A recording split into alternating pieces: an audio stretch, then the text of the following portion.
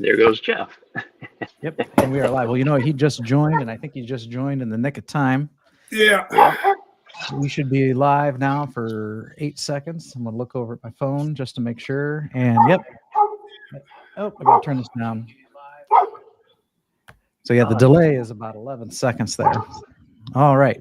So let's get our introductions out of the way. Thank you for tuning in to Carnivore Talk.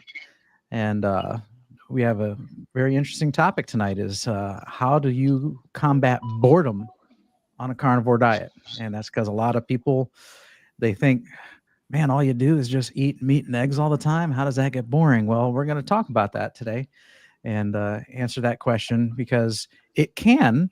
And of course, there are techniques to make sure that you don't get bored. Joining me tonight is my friend Meathead. He's appointed himself as the Carnivore Police. And then we also have Jeff, who goes by Geezy on our forums over at carnivoretalk.com. And this is, as always, every Monday. If you tune in, you know that this is like a roundtable discussion. And you, too, can be on screen with the three of us. I've got room for 10. So that means there's 7 more seats at this table. And you can join us on screen if you just have a webcam and a little bit of courage to be broadcast over the interwebs. And to do that, you have to go over to carnivoretalk.com and register as a member.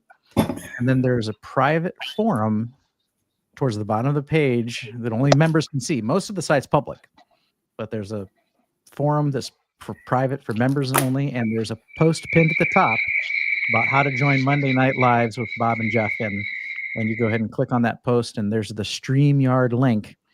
And it's very simple because it just opens up right in your browser. And it can work with your phone. It can work with your laptop or your desktop. And we'd love to have you here. So if you love the carnivore diet, if you're interested in the carnivore diet, even if you're just in a carnivore-ish diet like keto or ketovore or even an animal-based diet, that's completely okay. We don't judge here. We are very open-minded. We are definitely pro-meat, but we are not, stricklers when it comes to that. So join us. That'll be great. And I see we have some people over in the chat already. So I want to say hello to, what do we have? Oh, it keeps scrolling up on me. Let's try this again. Hello, Sandy. Sandy's joining us from Florida. Hello, Sandy. Glad to have you here. And we have Pop Carnivore is here. All right. And of course, we're participating as well. It's good to see everybody. And Target Prime Rib, Tom, how you doing? You got to go to work soon. That's okay. I understand. Just glad to have you here as long as you can be here. That'll be great. All right. And Papa Carnivore says he just bought a large chuck steak and he's going to cook it low and slow in his crock pot. Are any thoughts on the best way to cook it? And so, yeah, how about we answer that before we get into our topic for this evening? I use seasonings. Most people I know, though, on a carnivore diet really just put that in there with a little bit of water at the bottom or maybe even some butter. Jeff, do you use a crock pot often in your cooking? Oh, yeah.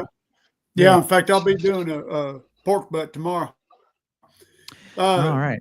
The best thing I like to do is I'll season it up, with whatever seasons I'm going to use, which is basically just kosher salt and white pepper, and let it sit for an hour or two. Let it absorb that. And then I want to sear it. I'll sear it in a cast iron skillet on all sides, get a good crust on it.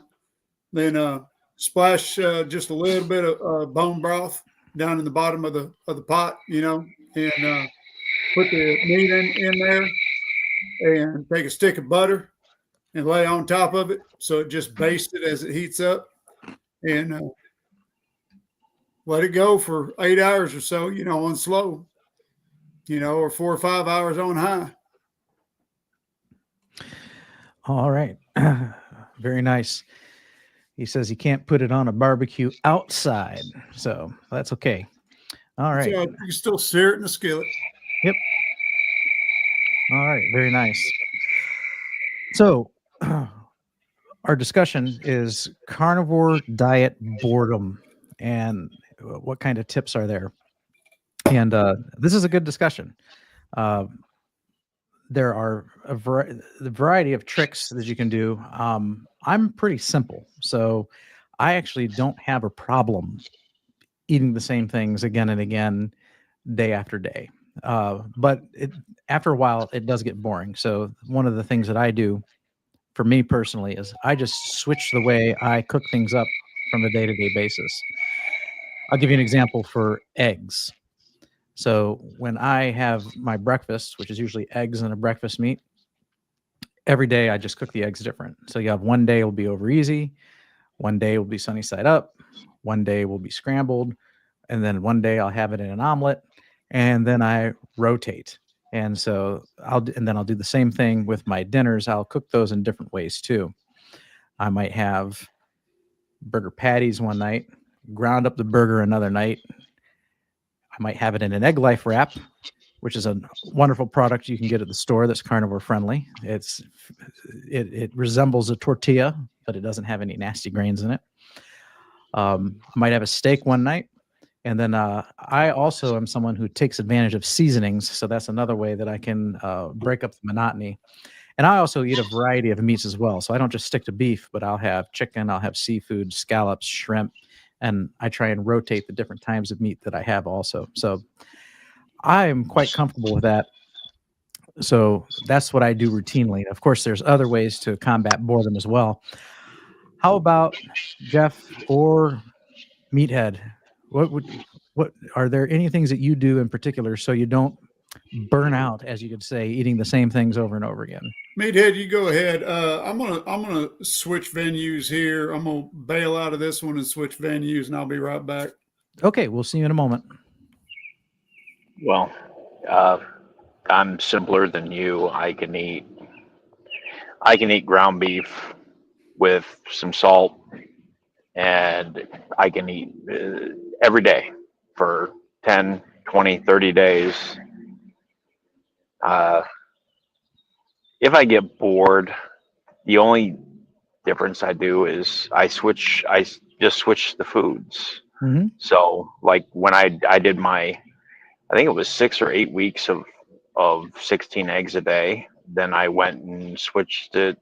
Well, I switched from ribeye to the eggs, and then I went from eggs to, I think, hamburger. But I'm never, the rest of my life, I'm never touching hamburger again. I ground up that 21 pounds of brisket, and that's where it's at. Brisket burgers. Mm-hmm. So, yeah, if I change anything up, it's basically the protein. That's it. But I can eat it for 6, 8 weeks straight every day. Don't bother me. All right. And so you mentioned switching your meats. Proteins. When switching your protein when the need arises. And Right. that's not quite as often for you. I like to do that almost on a daily basis. Although I will say that beef is my staple. So, but you can make that in a variety of different ways from night to night. But I do like to, switch things up. So a lot of carnivores they like to do a strict lion diet, where it's just beef, water, and salt. And you might be doing that for health reasons, and that's okay. I don't have to. And so I like to eat the rainbow of meats, you could say. I like chicken. I like fish. I like shrimp. I love oysters. I like to go out for a seafood boil. And so I like to have a variety of meats, which I think is advantageous too. You get a variety of vitamins and minerals that way by incorporating more meats into your diet. But yes, ruminant meat definitely should make up the bulk of your diet. I pretty much, I stick to beef mainly and bacon and eggs just because it's simpler, but I love shrimp. I love seafood. And if somebody else prepares it for me, or even like if my wife gets some sashimi grade salmon, I don't have a problem scarfing that down, helping her scarf it down. I eat raw fish all the time. Yeah. So if it moves, walks, crawls, breathes, I'll eat it. From head to nose to tail. Now, speaking of variety, Jeff usually takes good advantage of variety as well, don't you, Jeff? Oh, yes, sir. Yes, sir. You know, I never get bored with it, not just because of the variety, but because I don't eat for pleasure anymore. I don't eat to satisfy my lust for food. I eat for nutrition. And so I only eat when I'm hungry. And when I'm hungry, I really want to eat meat. And so I just don't develop this boredom with meat. But at the same time, I do eat a wide variety. So like today I had two omelets, bacon and cheese omelets. And the cheese I used was a cheese dip that I made from Maria Emmerich's recipe for cheese dip, and I used a Australian sharp cheddar, extra sharp cheddar, mixed with ghost pepper cheddar, and so that changes things up for me. And then tomorrow I'm smoking, or I've got a pork butt going in the crock pot. That'll last me several days. I've still got a lamb roast in the refrigerator that I'm eating on, and right now I'm thawing a bunch of lamb chops and a lamb roast. And so I'm eating lamb. I'm eating beef. I'm eating venison. Different kinds of venison. Venison is basically any wild animal. I've got lamb in the freezer. I've got wild pig in the freezer. So yeah, I eat a variety of meats, and there's plenty, and there's so many different ways to cook this stuff that I don't see how anybody can get bored with it. Now you get the person that all they eat every day is hamburger and eggs. Okay, I could see getting a little bored with that, but it's real simple to change that up. It's not difficult, So all you're only limited by your imagination, And me, I like to cook and I like to experiment, so I never get bored with it. Yeah, very nice. And I know you have a larger variety because you get to hunt your own animals too. Yeah, I hunt, and I hunt them and I raise them too. So, Yeah, that's very nice. I'm in I'm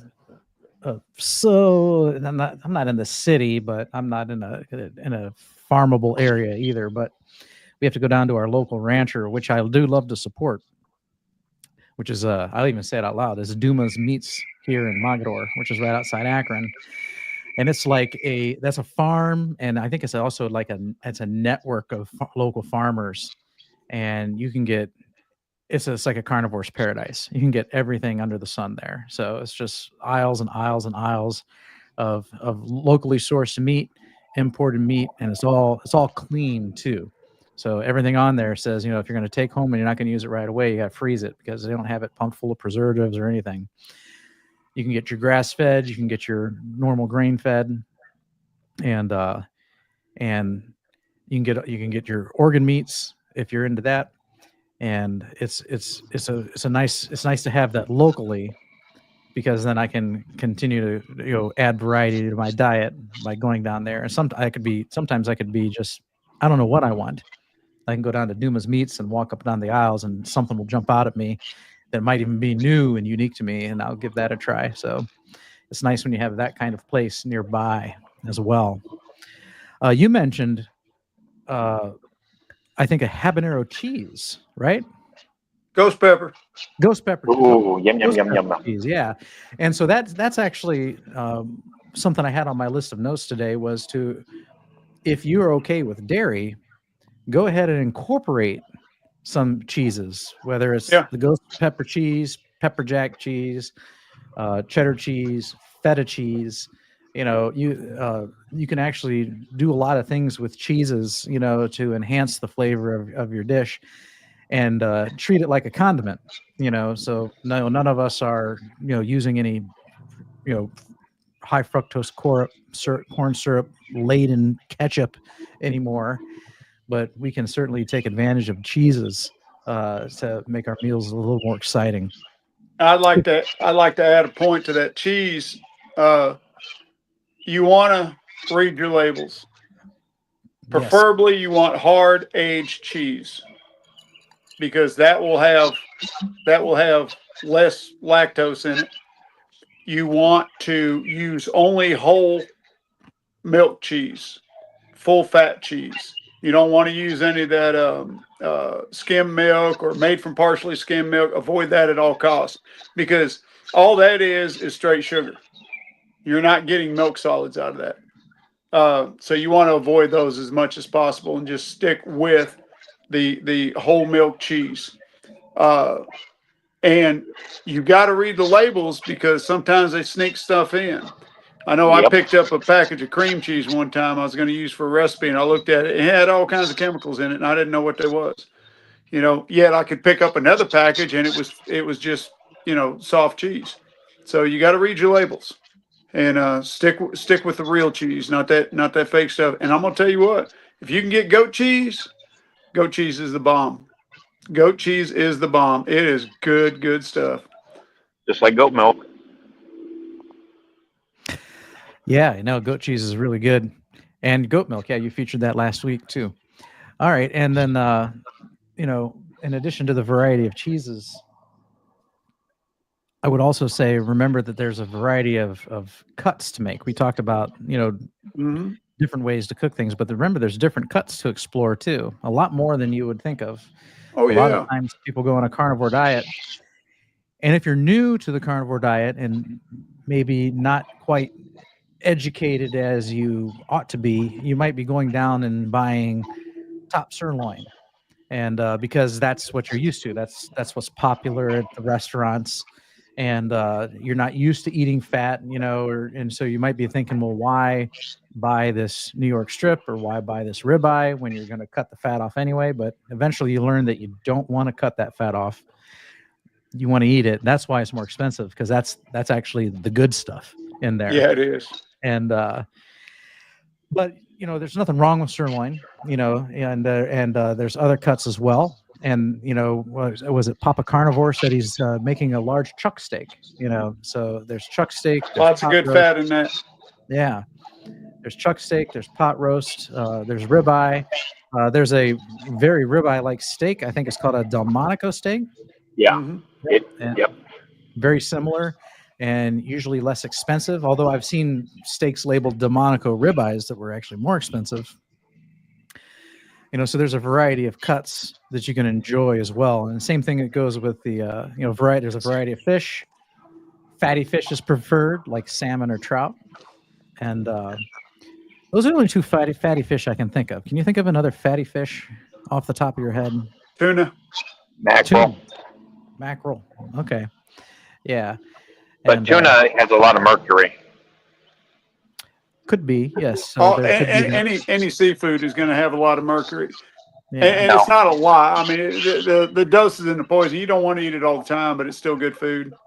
The tuna has got a higher concentration, and a lot of people are more apt to be allergic to tuna when they have a shellfish allergy than they are smaller fish like salmon and salmon. But tuna is, it's a good fatty fish if you can get,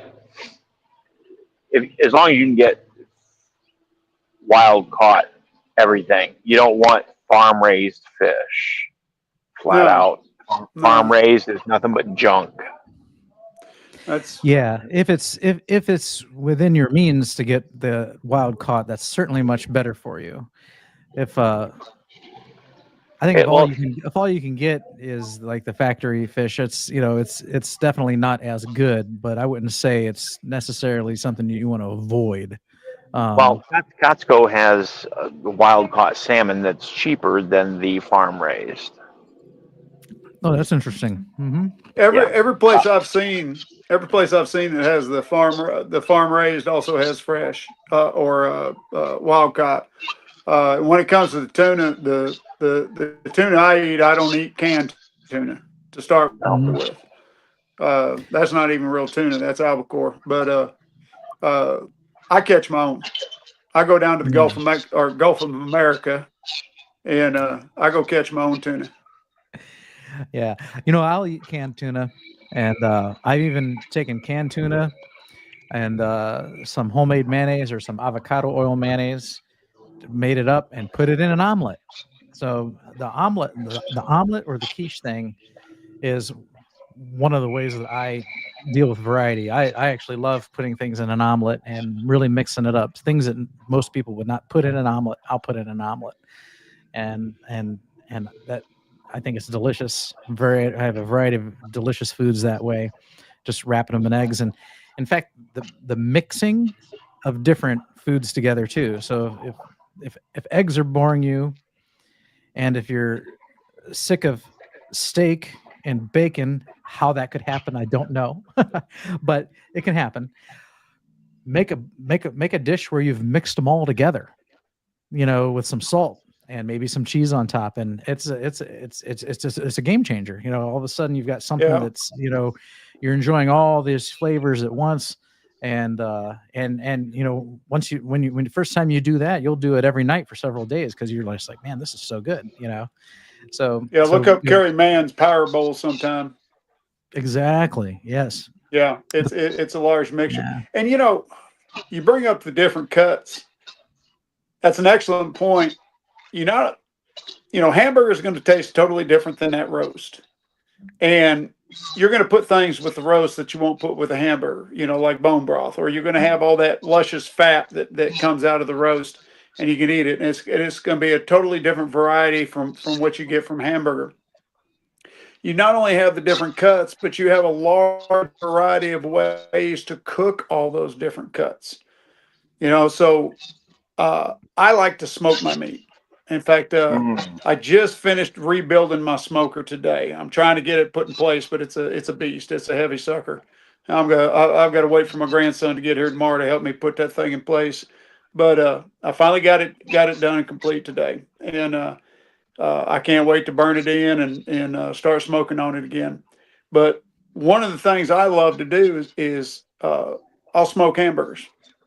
It totally changes up the hamburger. All the fat doesn't render out like it does when you fry it or grill it. And I'll smoke steaks.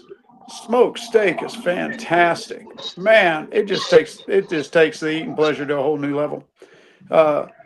And there's sometimes I'll use the flat top. There's sometimes I'll use my cast iron skillet. There's just different ways of cooking everything, and you can do things with hamburger to change things up. You can make a meatloaf. You can add things to the hamburger. One of the things that I like to do is take bacon, chop it up, and mix it in with the hamburger. Adds a whole new flavor profile. I will take bacon grease and put it in my hamburger as a binder. And that changes up the flavor. There's all kinds of things you can do to just bacon. But if you use your imagination, there's all kinds of things you can do to all your meats. You can cook them in different ways. There's sometimes I like cook everything over a wood fire. Other times I'll smoke it. Like I said, sometimes I'll fry it. And then when you're frying stuff, think about this. Now, I'm from the South, so we like to fry everything. We fry cheese for goodness sake, so we fry everything. The thing is, I can no longer eat my Southern favorites, like chicken fried steak and fried chicken, the conventional way, which the conventional way would have been to bread it, double dip it in an egg wash and flour or cornmeal, depending on what you're eating, and deep fry it in peanut oil. Well, I can't do that anymore. But what I can do is I can take a bunch of good, clean pork rinds, put them in my food processor, make a panko out of them, and I can bread my food in that. And so when I go out and catch a mess of catfish, I can still have my fried catfish. I just fry it in tallow and bread it in pork panko, and it works. it's a great substitute. And for those that aren't into deep frying and everything, if you got a one of those air fryer things, you can bread some chicken wings. Get you some chicken wings and bread them with pork panko, stick them in that air fryer, and they come out great, from what I understand. So there's the variety is in your imagination and what you do with the food. It's not just eating the same thing over and over. Well, I got a suggestion. A good investment for anybody that wants to become carnivore is a decent, not don't get. I was going to get an attachment for my KitchenAid mixer, and I thought I could grind meat that way. Well, it's all plastic. It's not built to last. It's not going to get the job done like I need it done. Get yourself a decent meat grinder, and you can mix. I can grind up. Now I just did 21 pounds of brisket, but I can take skirt steak, eye of round, and put in 2 pounds of bacon and grind it all at once, and it mixes it and grinds it really well, and some fantastic burgers. You can't go wrong. You can make a power bowl out of that minced meat, and you've got all kinds of different flavors, different texture. But that meat grinder is an investment for your future, because if you get bored or you want to try a different meat, but you want to grind it up, you say you don't have a smoker, or you like me, I don't like trimming brisket at the moment until I get a decent smoker. So I love brisket. So I ground it up, and I'm not going back to hamburger. It's brisket burgers from here on out. Yeah. So I'm going to get back to that thought in a moment. I just want to jump over to the chat and say hi to Lisa. Thanks for joining. And then, and those over on Facebook, I see we got a couple of Facebook likes as well. Thanks for joining us. We currently have 13 live viewers between Facebook, YouTube, and Twitter at the moment. So thank you everybody for joining so far.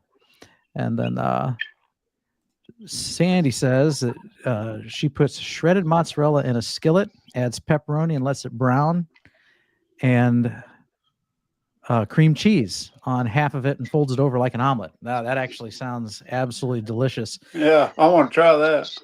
In fact, we do something similar. There's a restaurant down the street that actually has this on their menu for low carbers, and this is kind of where we got the idea, but they do the same thing. They put the slices of provolone and mozzarella in a skillet and let that melt down and brown, and then they can put whatever you want inside of it. And so like at the restaurant, if you wanted, you could do tomato sauce and pepperoni and have like a pizza, or you could have that shaved steak, so it could be like a Philly steak, so that the restaurant, they got some other stuff in there that you might not want as someone who's trying to be a strict carnivore. But we can replicate that at home and do all kinds of stuff as well in that as well. Here's my dog. Oh, there goes the dog. Okay. And so yeah, and they call them cheese foldovers. So that's what I call them. That's what I always called them, was cheese foldovers. And then Jeff has referred to them as the eggless omelet in the past.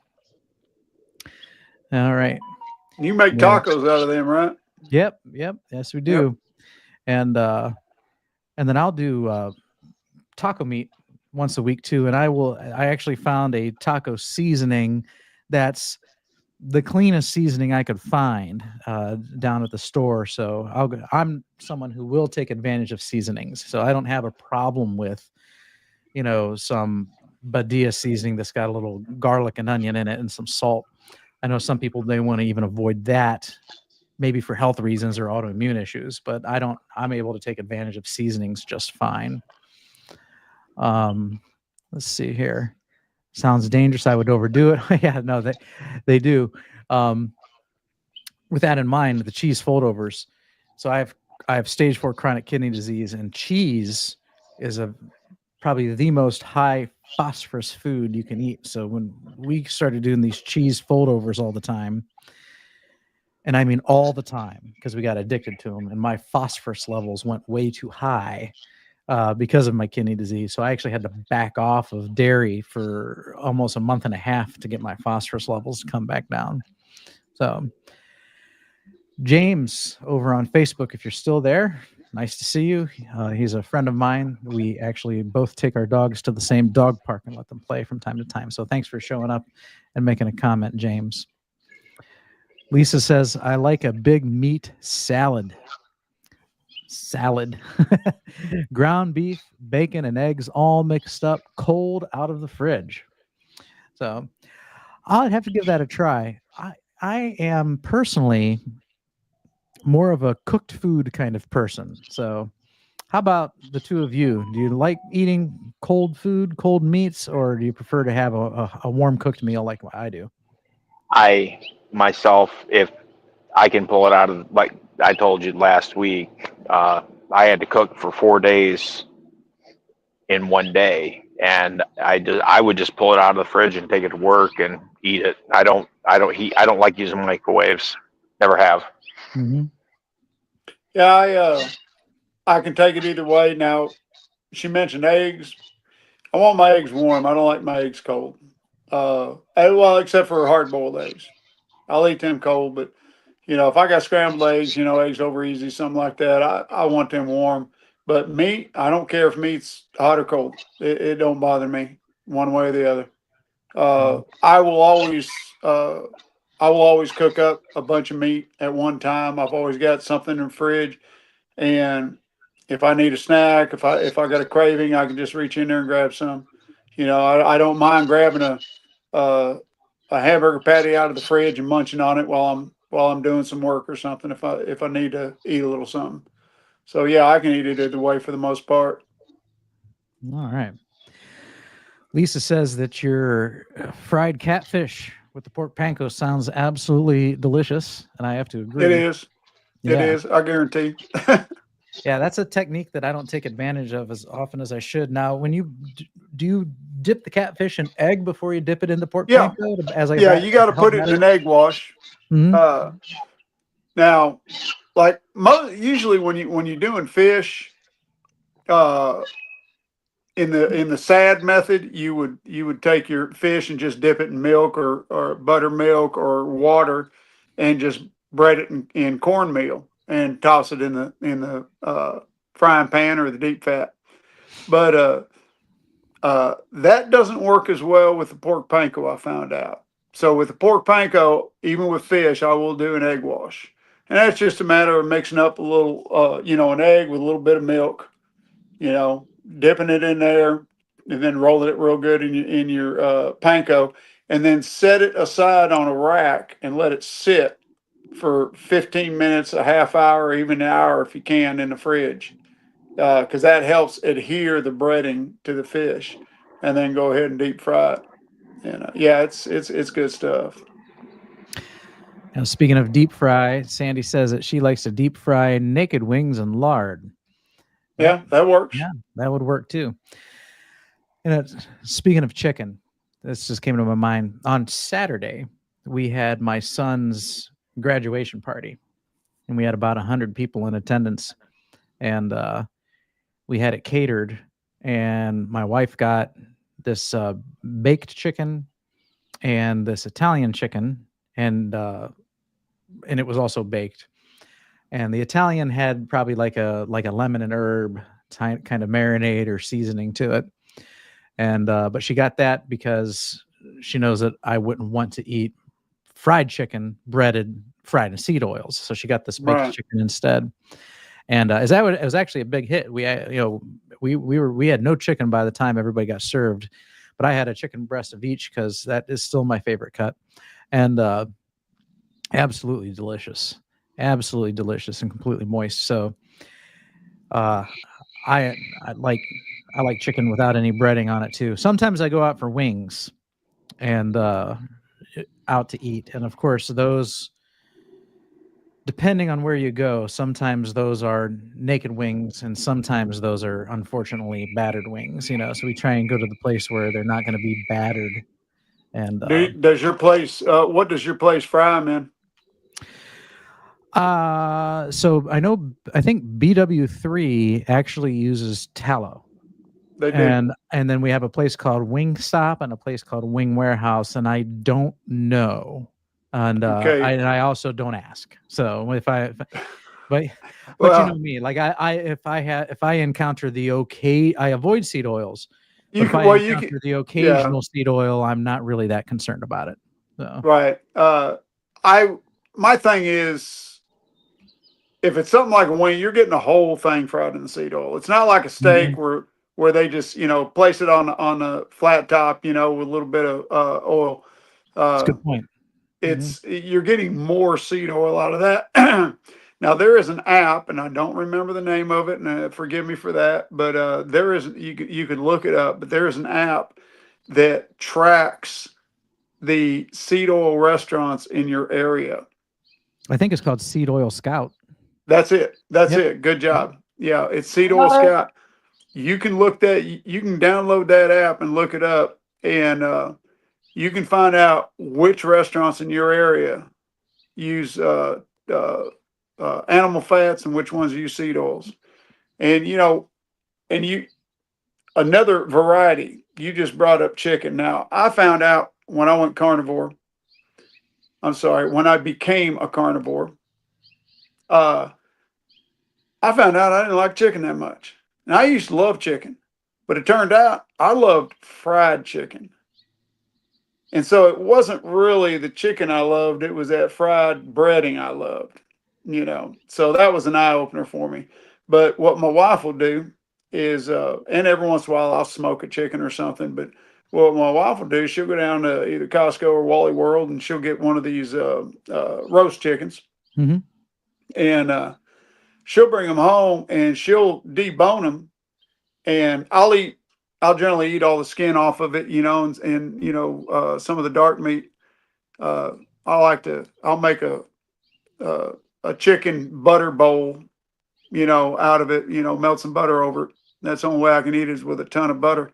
But one of the things she'll do is she'll make a fairly carnivore clean chicken salad, you know, or she'll take some salmon and cook up some salmon and make a salmon salad or a tuna salad.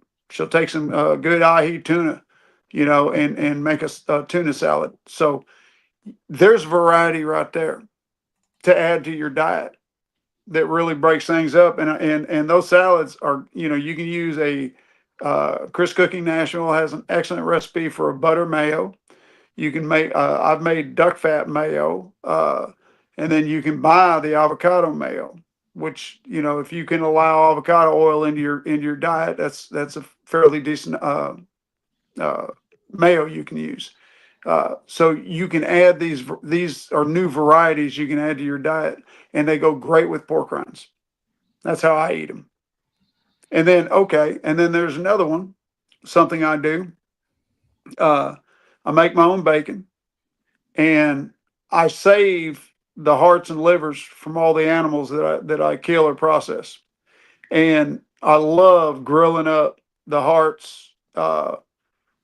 And yeah, y'all don't freak out, but I cook up the hearts, the kidneys. If they give me back the pancreas, I'll fry that up or grill that up, and even the testicles.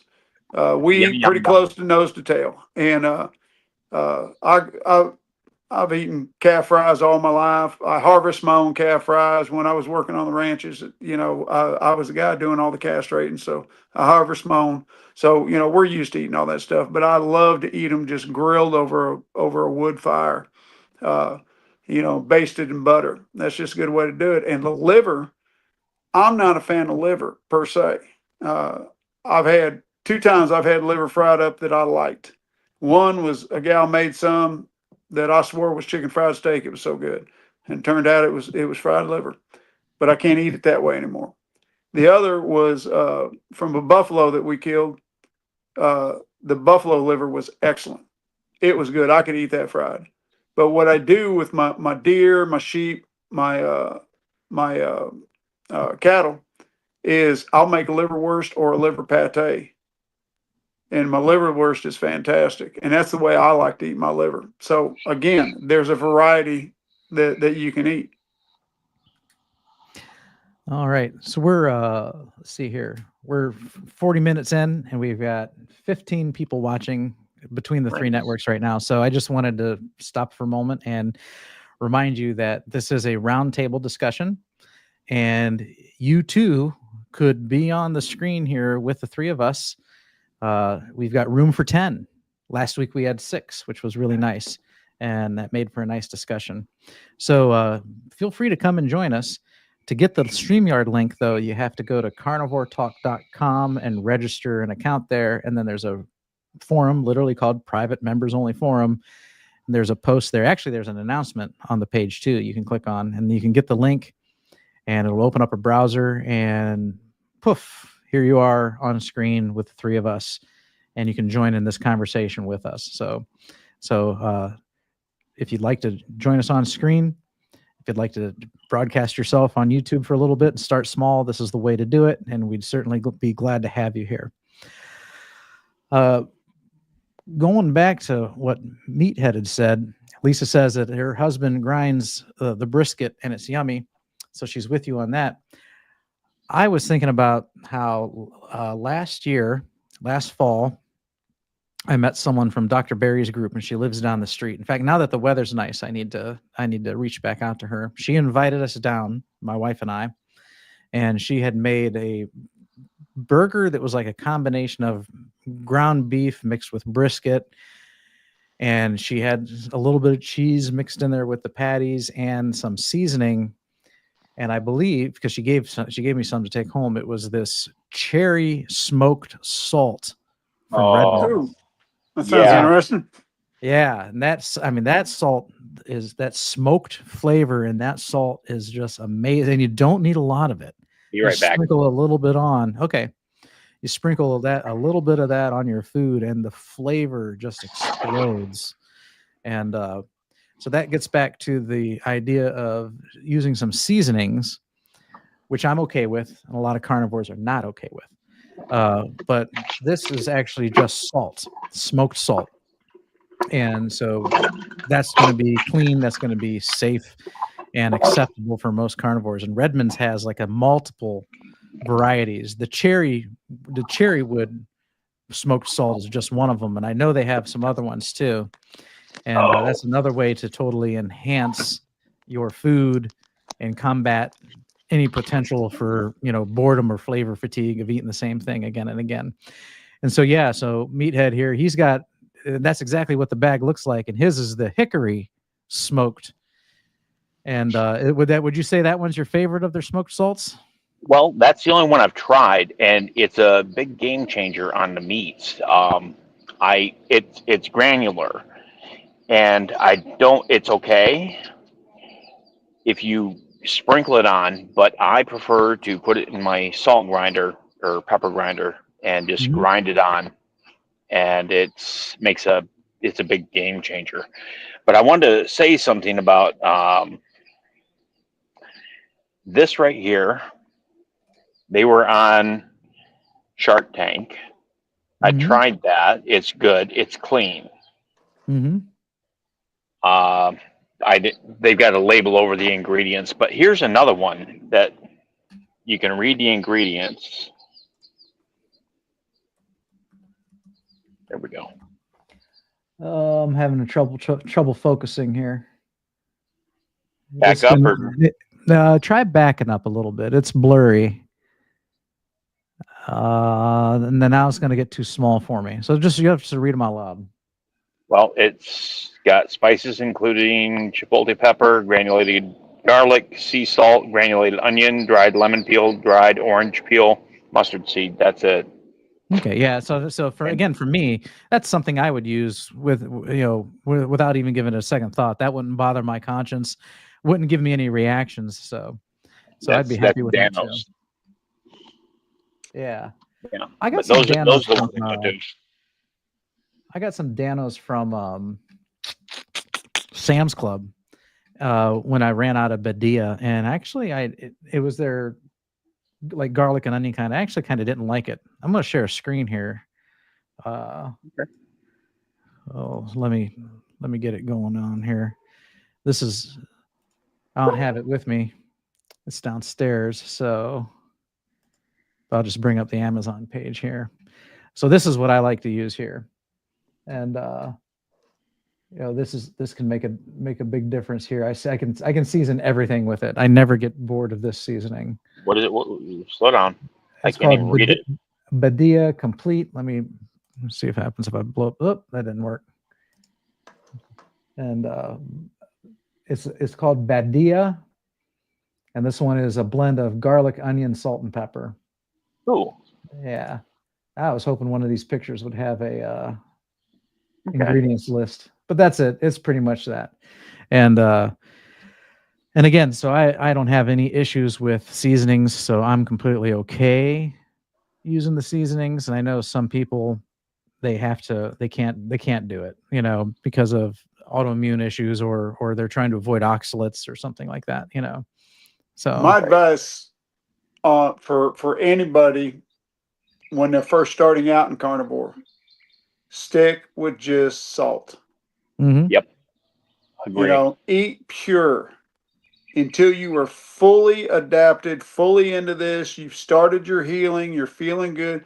I would say go at least 6 months, if not a solid year, of eating pure before you try introducing seasonings into your diet.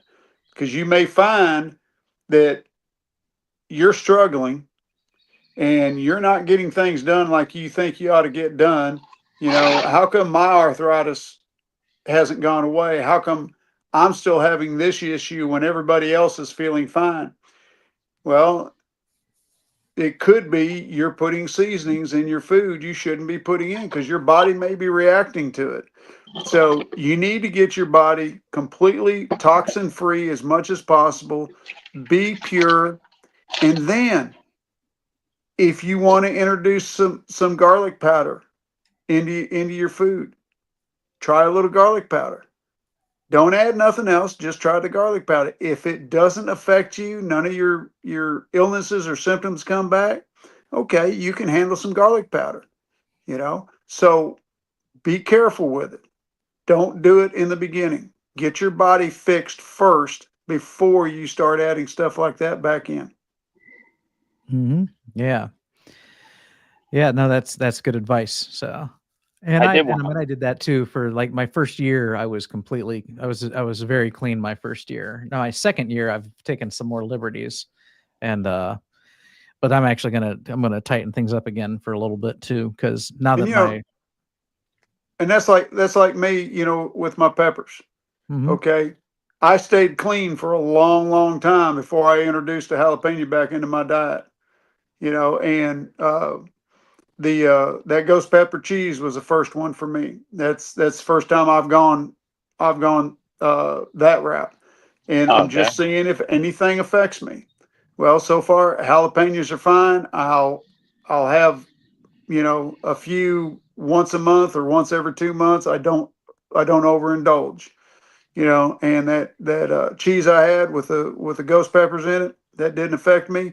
So I know I can have that once in a while because all that's in small quantities. It doesn't amount to a whole lot.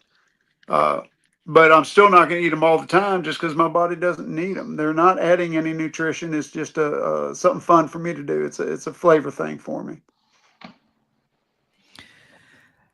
Sandy has an interesting suggestion here. I make salmon patties.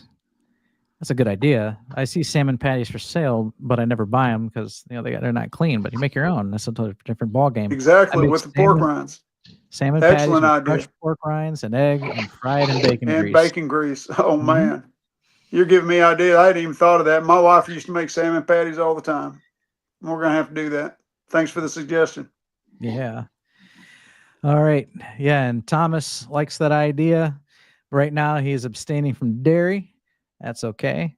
All right. I do that every once in a while. She puts clean taco seasoning in hamburger and tops it with sour cream. Oh yeah. So sour cream. There you go. That's carnivore friendly, and can absolutely enhance the dish as well. All right. So apparently Redmond's makes a taco seasoning. I didn't know that. So I need to look into Redmond's more. So I usually use pink Himalayan salt because I can get it from Sam's Club, and I get Malden salt from Amazon that I like to sprinkle on like my steaks and stuff. But I really probably need to give more attention to Redmond's. I know Redmond's is super popular in the carnivore and keto community. I don't think it's Redmond's. I don't think it's as popular as everybody talks about Malden's. I think, for my opinion, it's preference. I haven't tried pink Himalayan. The first thing I went to was Redmond's because it was readily available, and it's got they don't add anything. There's no extra minerals. With pink Himalayan, if it's sourced from another country, you don't know what's in it. That's true. That's true. Now I use Redmond's for cooking. If I'm going to salt my eggs while I'm cooking them or something, I'll use Redmond's. But for like on steak or burger, after it's cooked, I like my Maltons. I'm hooked on that stuff. I got to try that. No, it's good stuff. All right. I also hear what's that one I hear? There's a gray sea salt or a gray Celtic salt or something that's supposed to be outstanding too, but I haven't come across it. Yeah, I haven't tried any Celtic or Celtic salt either. No, that's another one that I hear people mentioning a lot as well. Sandy says she loves calf liver and chicken livers. So I've never had chicken livers. I've had beef liver. We've got them in the house all the time. My wife loves them. Yeah, I've had beef liver, and maybe the chicken livers are better. Making beef liver at home has been challenging. It's either I pulled it off and it's good, or get this stuff out of here. And actually, beef liver raw, I think, is almost better than making it at home. But the way that I make it at home that's really good is actually cooking it in bacon grease. We mentioned bacon grease earlier. Mm-hmm. So I've cooked it in bacon grease and had it with bacon and eggs in the morning. So that was my 3-course breakfast: eggs, bacon, beef liver. There's a restaurant down the street that has liver and onions, and they make a really good beef liver. And I don't get into the liver often, though. I only eat it like once every 3 months or so, because I'm not a big organ guy. I don't think there's organs are good to supplement your diet, but I when I say supplement, I mean supplement. Like I don't see them as being something you should include all the time. And we could get into that in another video. No. So they're not necessary. Yeah. I like the way who is it? It's either Baker or Chafee puts it. When man would kill an animal, the first thing they would eat would be the innards. Like you take the Plains Indians, when they down to buffalo, first thing they do is they'd split that puppy open, pull that liver out while it's still hot and fresh. They'd pull out the gallbladder, split the gallbladder, pour the bile over the liver, and just eat it raw right there in their spot. That was their treat. And but the thing was, they still had all that animal to eat, so they didn't eat another liver or any other organs until it was time to kill another animal. So it's not like they had liver every single day. They had it when they killed an animal. And that's kind of basically how we do it. When we kill an animal, we eat the liver. Now, do you like to cook, Bob? Are you into cooking? Yes. Yeah. In fact, I do most of the cooking here now. Well, I get home before my wife does. So, well, I've got my liver recipe posted, on Carnivore Talk in the recipe section, if I'm not mistaken. So, you might ought to try my liverwurst sometime. It's good stuff. And even when I make it more for my wife than me. She is the big liver eater. And so I will eat some of it, but I don't eat a lot of it. And it's not that I don't like it. It's just that I don't need to eat that much liver. That woman can't live without it. She loves it. So I make it more for her than I do myself. All right. Sandy also says, hit that like button, please. Yes, absolutely. You know what? I never ask for that. And Well, you're new. I should, because that definitely helps the algorithm push this into more people who might be interested in watching this in real time, during the live. So yeah, thank you for that suggestion. Rodney says the cherry smoked real salt is Dante Ferrigno's favorite. I also like the hickory smoked one. Dante Ferrigno was a guest on Kiltz's Mighty Tribe tonight, so I actually got to talk to him about he's into rucking with a weighted vest, which is something that I want to get into also. So we were talking about weighted vests during Kiltz's meeting.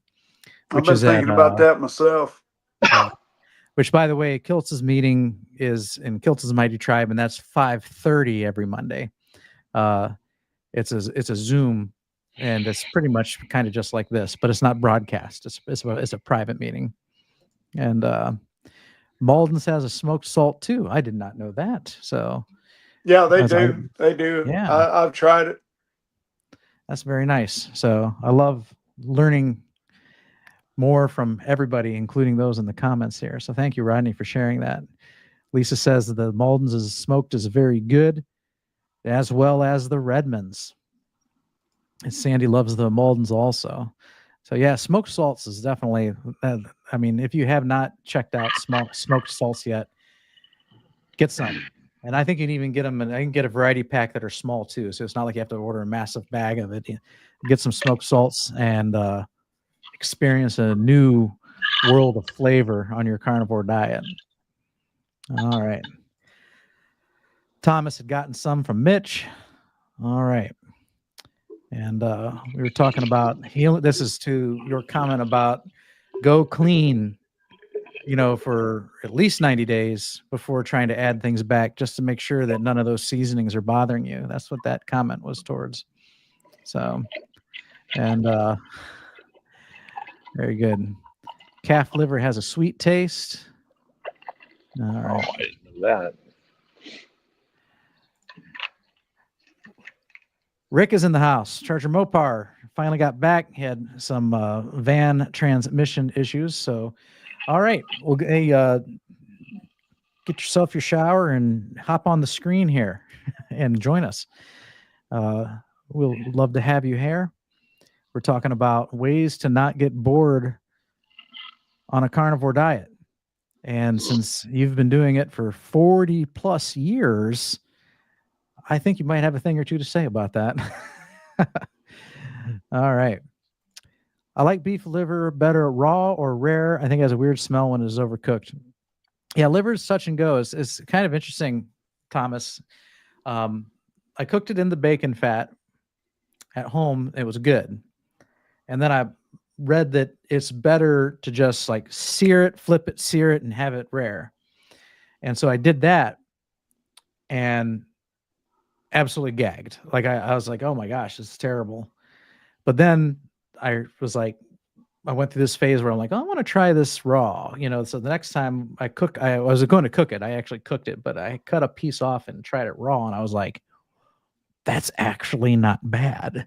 I was surprised, and I've tried a little bit of raw liver. I've tried a little bit of raw steak. And then the one time I tried a little bit of raw ground beef, made me ill. So, and so I wouldn't advise against that. I would advise against that, and probably because of it's more exposed and probably been handled more than like a steak has. Unless you grind your own. Unless you grind your own, yes. So, which I did buy a meat grinder. I haven't put it to use yet, but I did buy a meat grinder down at the Hartville market. And it's a nice one, and it was relatively inexpensive. I think it was like $69 or something. Cool. And I bought it because I want to make my own sausages, and I also want to grind meat and make beef jerky. So it's actually part 1 of 2 of this big plan I have to buy a dehydrator and make my own beef jerky. All right.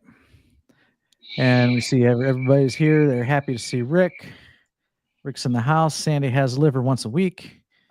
And Rodney's had organic pasture-fed lamb liver, best and the mildest they ever had. So Yeah, it's good stuff. yeah, Thomas thinks that liverwurst is the worst. Oh, you're wrong, Tom. You're wrong. And is pushing a van exercise? Yes, I believe it is. So all right, I'm almost. Oh, I thought I You was. need Sean Baker to help you with that. I thought I was getting to the bottom. My mistake. Yeah, Dante has many videos that he takes while he's rucking, and actually, he's exactly who inspired me to want to get into rucking. Is so I like to walk in the summer, walk my dog, and in the fall we have these fall hiking spree trails. But then I was thinking, like, I used to weigh 60 pounds heavier than I do now, and I lost a lot of weight when I was heavier, and I was thinking it might be to my advantage to put that 60 pounds back on me and walk with it on me like I used to, before it was around my gut, but now I'll throw it on my back for that extra resistance. And so we were talking to him about it. He says it's very good, strengthens your core, and when you're walking. And he also said that he felt the same way, that, well, I used to be 100 pounds heavier, so walking with a weighted vest should be no problems. But he says it's actually different. He put on a weighted vest with just 20 pounds on it, and he said it actually took some getting used to. It is different than it is when you were just heavier and wearing it around your gut. Yes, I thought about it, but at the same time, I don't know if it would be a good idea for me to add weight to myself, even though I was heavier. But when I was heavier, I couldn't walk much either. But I have a prosthetic hip, and adding weight to that is not a good thing. In fact, I have a weight limit I'm not supposed to pick up. Of course, don't tell the doctors that I exceed it all the time, and don't tell my wife I exceed it all the time. But yeah, I have a weight limit, so I would have to be careful with something like that. Yeah, Rick says he hardly ever uses salt, and I know there's a lot of carnivores that over time they stop using salt, and they do away with it, and that's actually is kind of the natural progression of things when you first start a carnivore diet and you're losing a lot of water because you're no longer having those carbohydrates. It's in the name. You lose a lot of water, and you flush a lot of salt and electrolytes with it. So it's good to salt your food to taste, and maybe take some electrolytes at the beginning until for the first month or so, or for at least the first few weeks as you transition. But once you transition, you can kind of drop the electrolytes, and you can actually cut down on the salt too. And I still crave the salt. Yeah. I still want it. I still I like it. Too. And part of that may be because like today, and I didn't do it. I'm probably going to cramp up tonight, but on any given day, I'm out in the heat all day long. And like I was out in the heat all day long today, and it was fairly warm. I think it only got up to mid 90s today down here, but the humidity's been high because we've been getting a lot of rain. So, I was sweating like a dog all day long, and I know I've got to have salt in me. And I usually when I'm like that, I salt my water, but I didn't do it today. It just plain slipped my mind.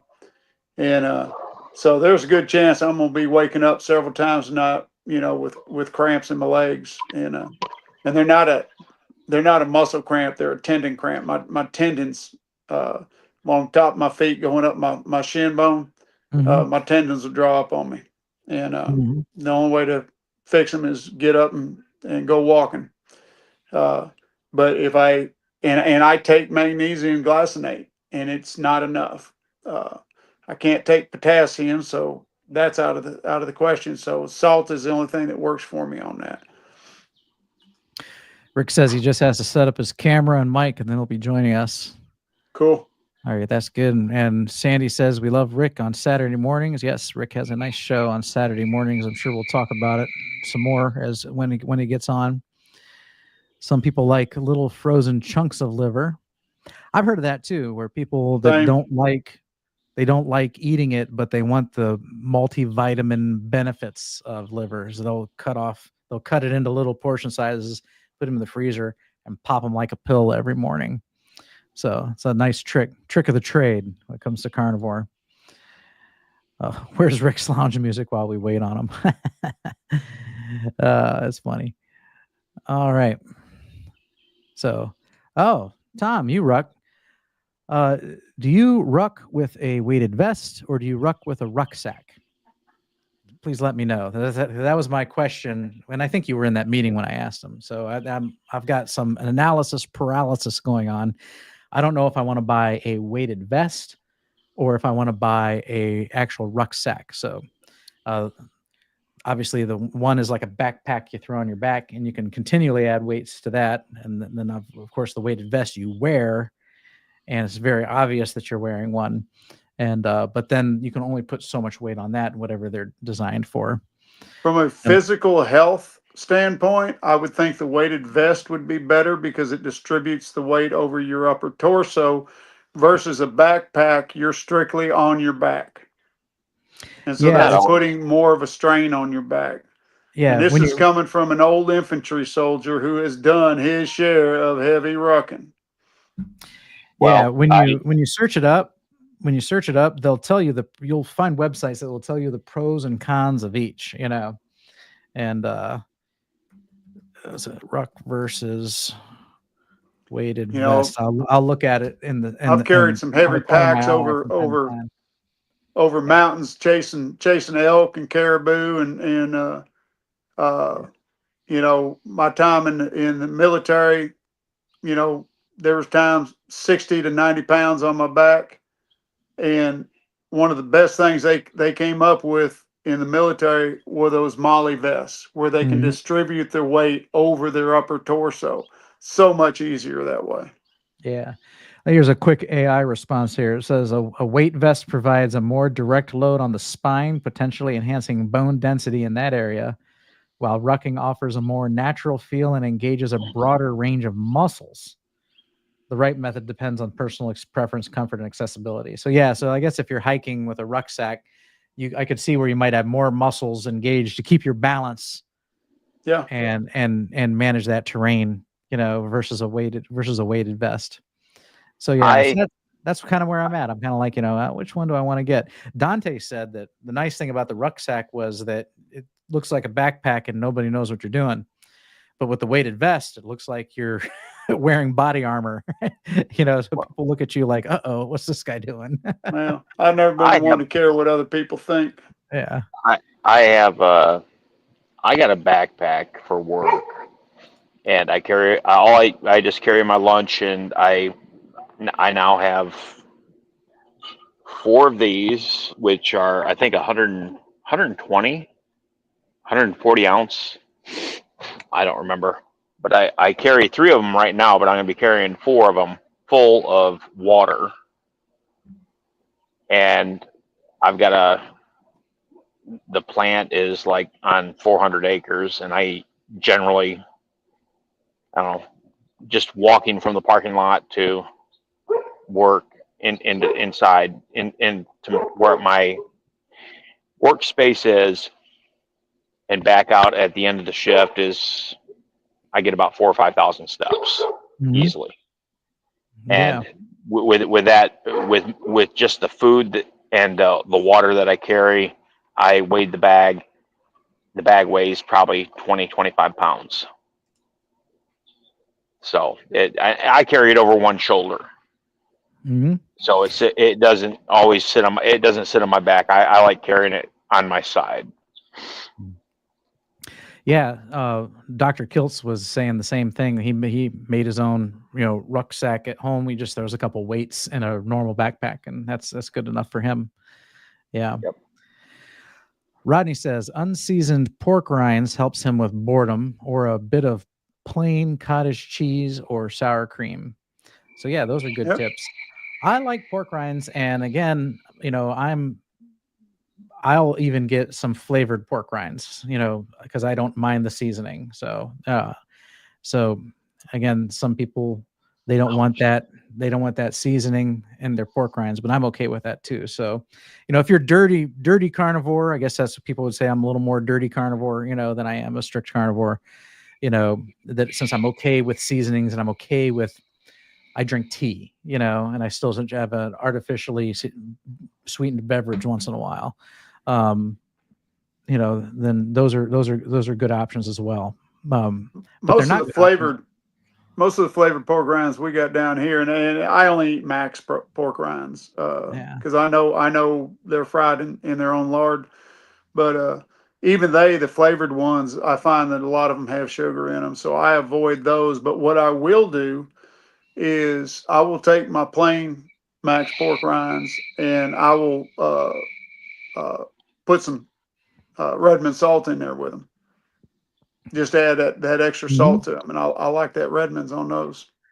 I've done that too with the plain pork rinds. I've either salted them or I've used that Badia seasoning, shook them up with that, to give them some flavor too. And every once in a while, I'll throw a little Tabasco on them.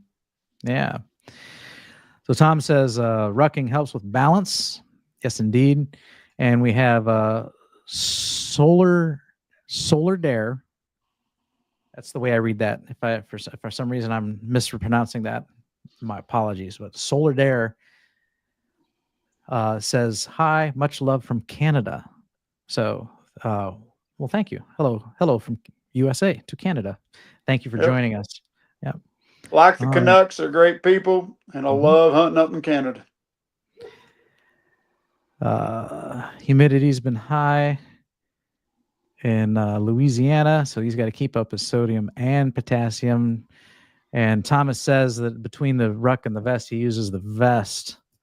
So, and then he says, I'll jump back down here. He says, I never had a sack, but I used to use a regular backpack when I worked overnights as a security in a mall. I know what it reminds you of. Okay, yeah. So again, there's the make your own by just a regular backpack and however many weights it can have. Solar Dare asks, is it possible to have zero carb and or sugar, milk, kefir, or yogurt? Is it possible to have zero carb milk, zero carb kefir, or zero carb yogurt? Well, there's no such thing as zero carb on your milk or yogurt. You're going to have carbs in those. You can't have sugar.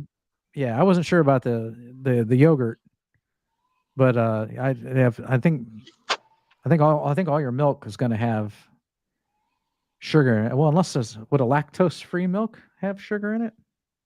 I don't know.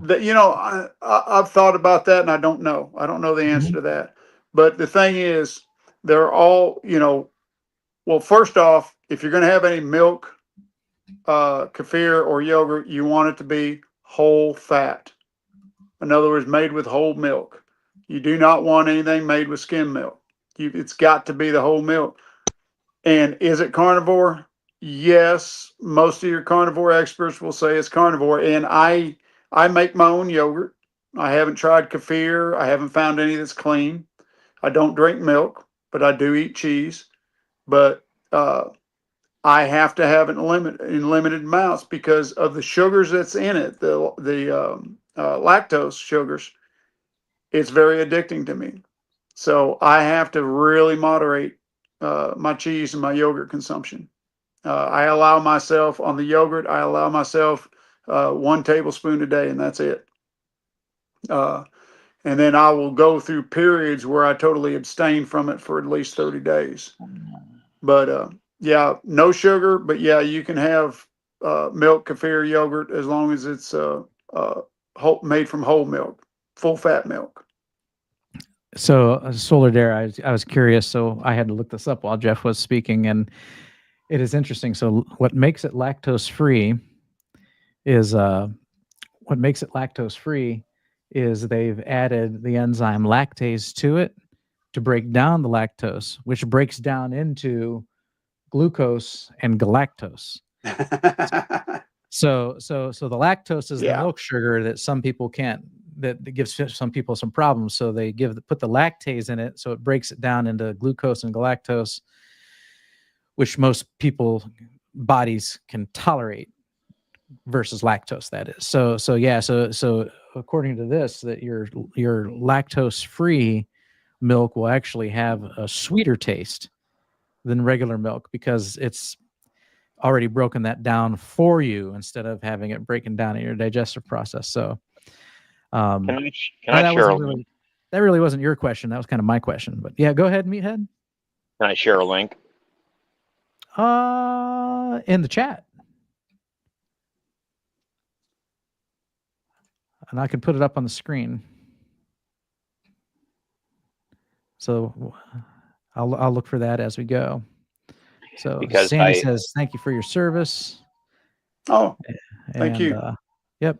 And then I never had the sack, but I used to use regular backpack. Oh, I already showed that one. Sorry about that.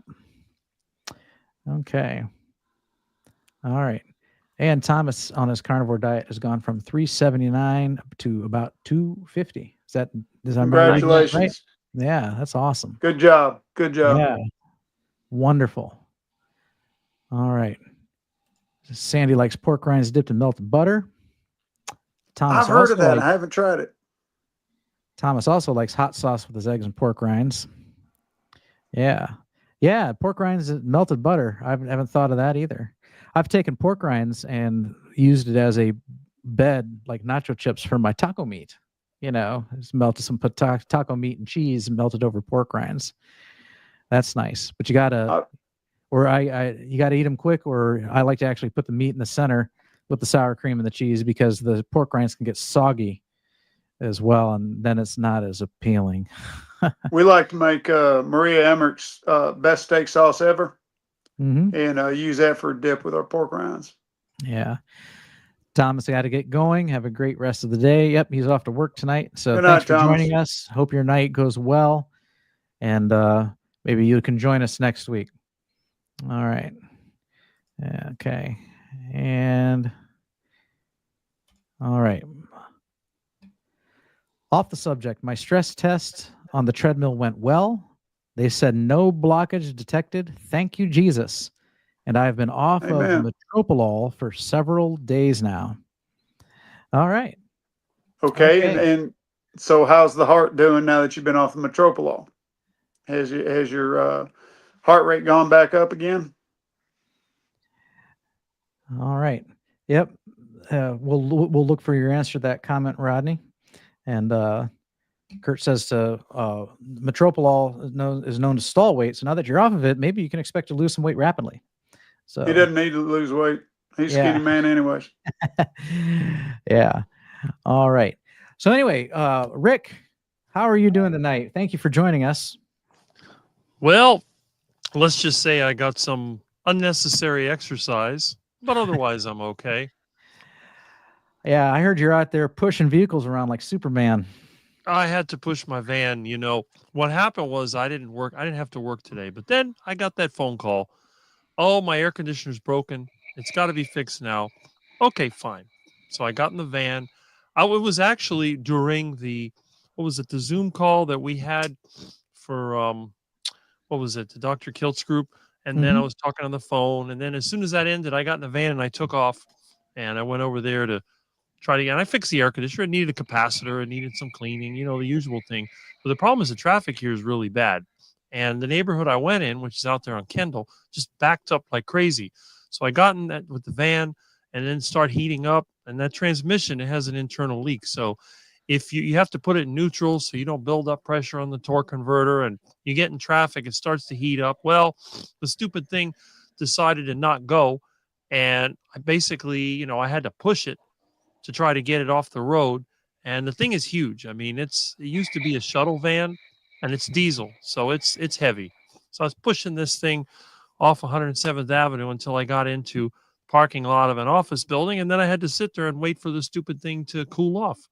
And I poured water on it and everything. But, eventually by that time, the traffic was gone and it was already dark. So I fired it up and I drove home. So it's, until I rebuild that transmission, I'm kind of stuck with it.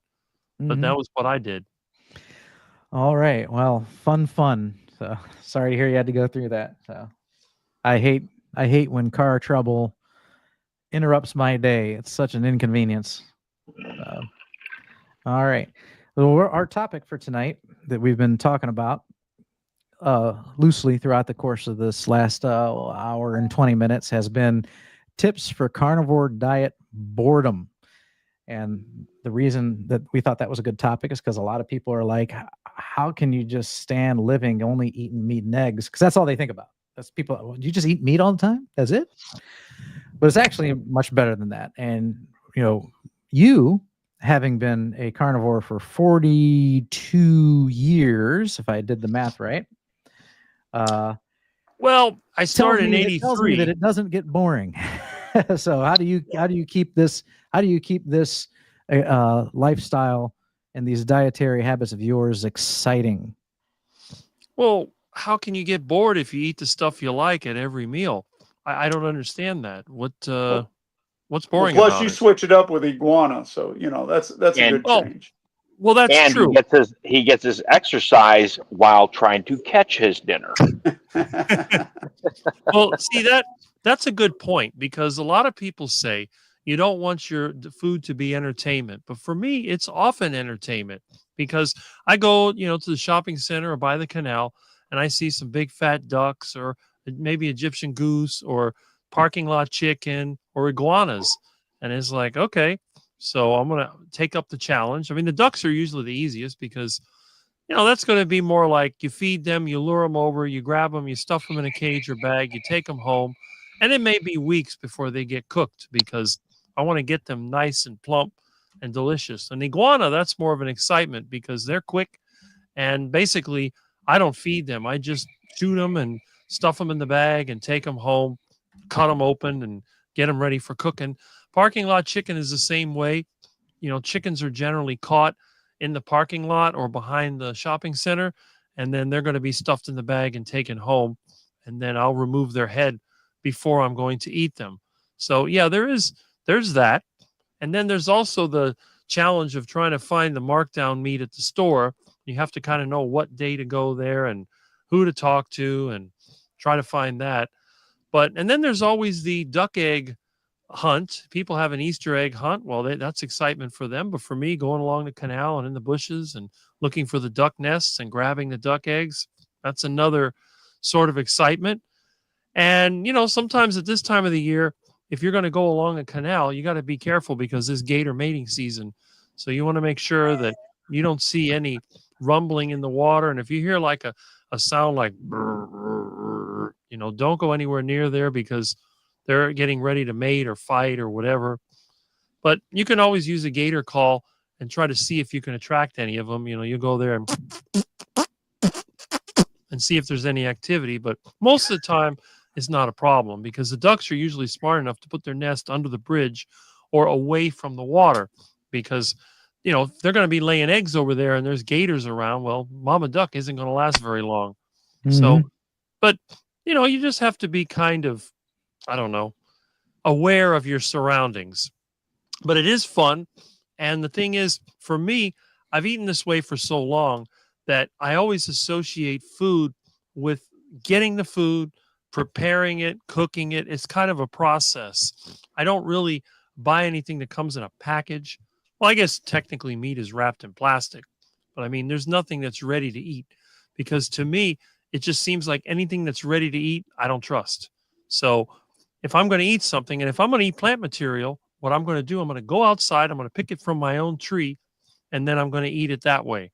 I'll never buy that stuff in the store. I will never, ever buy produce in any, I never have, other than when I bought it from my mom and dad when I took care of them. But for me, if I'm going to eat plant material, it's from my own yard. So that means that I eat very little. And it's been a while since I've had any fruit because I don't like the taste of fruit. And the thing about me, why would it get boring? Because what do I really like? I like any kind of animal food. I like seafood. I like beef. I like chicken. I mean, whatever it is, if it was running around and it had a tail, it's on the menu. Now, when it comes to things like dairy, yes, I do like cheese, but I only like the hard cheeses. I like cheeses that have a real nice fermented taste to them. The one thing that I really hate is that so-called American cheese. I've hated that since I was a kid. It tastes disgusting. It looks ugly. It's like some kind of colored, I don't know what you describe it. It looks like plastic, and it's usually wrapped in plastic. So whenever somebody has that at a barbecue event, I say, no, don't put that on my burger, please. But, if it maybe I'd rather have some feta cheese or goat cheese or even mozzarella, something, and I do eat cheese. Yes. I mean, I was eating sometimes 4 ounces of cheese a day. And when it comes to yogurt, I eat a cup of yogurt a day. So I'm the exception to the rule. I eat a lot of dairy and I'm skinnier than anybody. But I can go some days without dairy because people say, well, dairy's addictive. But I've done experiments. I've gone a whole week without dairy. Didn't miss it one bit. No yogurt, no cheese or nothing. No problem. So, but then again, meat-wise, it's easy for me. I keep my freezer stocked. And then I move the meat to the refrigerator. When I got home now and I had to take my bath, I already had meat in the refrigerator. So I just made up some burger patties, put it on the griddle, turned the stove on, took my shower. I'm also washing clothes at the same time. So I put those in the washing machine. And then just now I transferred them to the dryer. So it's all like a process. And once you get good at it, it's really not hard. So to me, it seems like an inconvenience. The people I work with, they always have to go. They're going to go to Chick-fil-A or they're going to go to, I don't know, Wendy's or wherever they go to. They seem to like Chick-fil-A for some reason. Oh, Popeyes, that's another one they like to go to. And I just don't see that as being convenient, and I don't see it as being tasty. And every time that I eat something like that, it punishes me. I was at a friend's house 2 days ago, and they were cooking fried chicken, and I forgot to ask them what they fried it in. And they had some with breading and some without. So I ate the one without. I ate like 2 chicken wings, and that was it. Tasted fine, no problem. That night, I got a headache. And when I woke up on Saturday morning, I still had the headache. I'm thinking, man, what is wrong? Am I getting sick? I go, oh, it's a chicken. And that's what it was. But then I had fried chicken myself on Saturday. I cooked it heart attack style in lard. No problem. So it just, I'm so sensitive to what most people consider to be normal food. I just know instinctively to get away from it. And most of the stuff they cook doesn't even taste good to me. They'll cook a steak and they'll put steak sauce on it. I'll spit it out because the taste is just unpleasant to me. I don't like seasoning. It's just the way I am now. I can eat pepper. It doesn't bother me. I don't like it. It's like anything else. It's like you were saying about liver. Overcooking the liver ruins it. I'll go more towards the raw side when it comes on. I've ate a lot of raw liver in my life. I enjoy the taste of it. People say, well, how can you eat plain burger patties? I say, I like it. I enjoy it. I like the whole process of cooking it, the smell, the sizzle, it all. When I'm cooking this, I can smell it and my appetite is building because I normally don't even get hungry. In my normal life, I never get hungry. I can go to any restaurant, any store, whatever. I never get hungry. I'm not tempted by anything. But as soon as I put that meat on the grill, on the engine, in my kitchen, whatever, I start to smell it and I get the sizzle. And then the appetite comes like real strong. And you wouldn't believe how much I can eat. 2 pounds of meat is a normal meal for me, but I can eat 4 pounds and still work afterwards. So, but I'm not the average guy. I mean, obviously, I'm one of a kind. I don't think anybody else can eat as much as I do and enjoy it as much as I do. I'm sure as everybody else becomes carnivore for longer and longer, we're all going to be about the same. I think after 5 years, you become long-term. And then it's really hard to imagine anybody would go back to the duck food once they've gotten used to the real meat, the real good food. Yeah. Yeah. You mentioned being on this longer and longer, and then you get used to eating this way too. And you also mentioned you don't eat unless you're hungry. And that's when we think about this theme, what we have in mind is beginners, who are used to eating all the time, every hour, every couple hours, constantly snacking, and that's actually one of the keys too. Is you can avoid burnout by not always trying to put something in your mouth. Don't eat until you're actually hungry.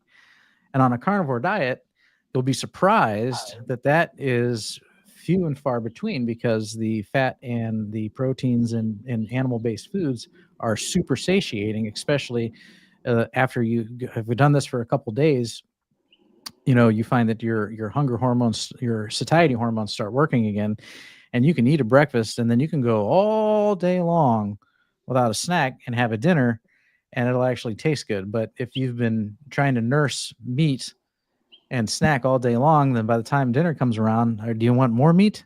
No, so eating only when you're hungry is one of the gems that I just gleaned from what Rick just said here. And the other thing that kind of jumped out to me is we talked about American cheese, and they don't even call it cheese. They're not. I've heard that they're not even allowed by law to call it cheese. That's why they call it a cheese product. It's just nothing but seed oils. And It's disgusting. It's a hodgepodge of different chemicals. And I like much better cheeses normally. Now I might occasionally get something at Wendy's, like a Baconator with no bun, if I'm in a pinch and I didn't pack a lunch or something like that. Now, so that's the only time that I'll come across that cheese. But I certainly am not going to buy that cheese and stock it in my house. No way. So, yeah. Well, and the other thing I got from Rick too is something that we've touched on earlier, and that is variety. Go out of your way to have some variety. A lot of people are like, only eat ruminant meat, and ruminant meat should make up 80% of your diet. And that latter part is probably true. But switch up the way you cook it. Go ahead and have a bunch of other carnivore meats, unless you have a particular reason, usually trying to fight an autoimmune issue and recover some health. So why you would want to go ruminant meat only, which they call a lion diet. That's actually a more stricter version of a carnivore diet. That's really unnecessary for the majority of people. You can enjoy the full spectrum of carnivore foods, including iguana, like Rick has. Yeah. Yum, yum. Here I'm making those slurpy noises. You also I love mentioned iguana. alligator. You ever dive in that water and wrestle yourself an alligator out of there and cook it? I haven't wrestled an alligator, but I've had gator meat more than once. I've Gator had meat's rattlesnake. great. I Yeah. enjoy it. The problem with gator meat is that because it's a predator, there's going to be high heavy metals like mercury and sometimes lead. So don't eat too much gator, or you can make your system toxic. But you can eat all the iguana you want, because iguanas mostly eat fruit. And in fact, it's like squirrels. A friend of mine has an avocado grove, and I'm thinking about going on another squirrel shoot. And if you've ever had squirrel, they're real good when they're fried. I don't know if Yes, they are. You can also make a stew out of them. But the problem with the squirrels, they eat the outside like a mango or avocado. They'll take 2 bites out of it, and then they'll go to another fruit, and they go from fruit to fruit, and they ruin every one of them. And then if you have a grove and you're selling this stuff, I mean, these guys sell it to the packing house, and also they sell it in boxes. People buy a box of mangoes or avocados for $40 or $50 or whatever it is, and they got to pick them, and they got to look good. You can't sell fruit that's got chew marks in it. So what they'll do, we'll get together and we'll have a squirrel shoot. Go there and shoot as many squirrels as you can.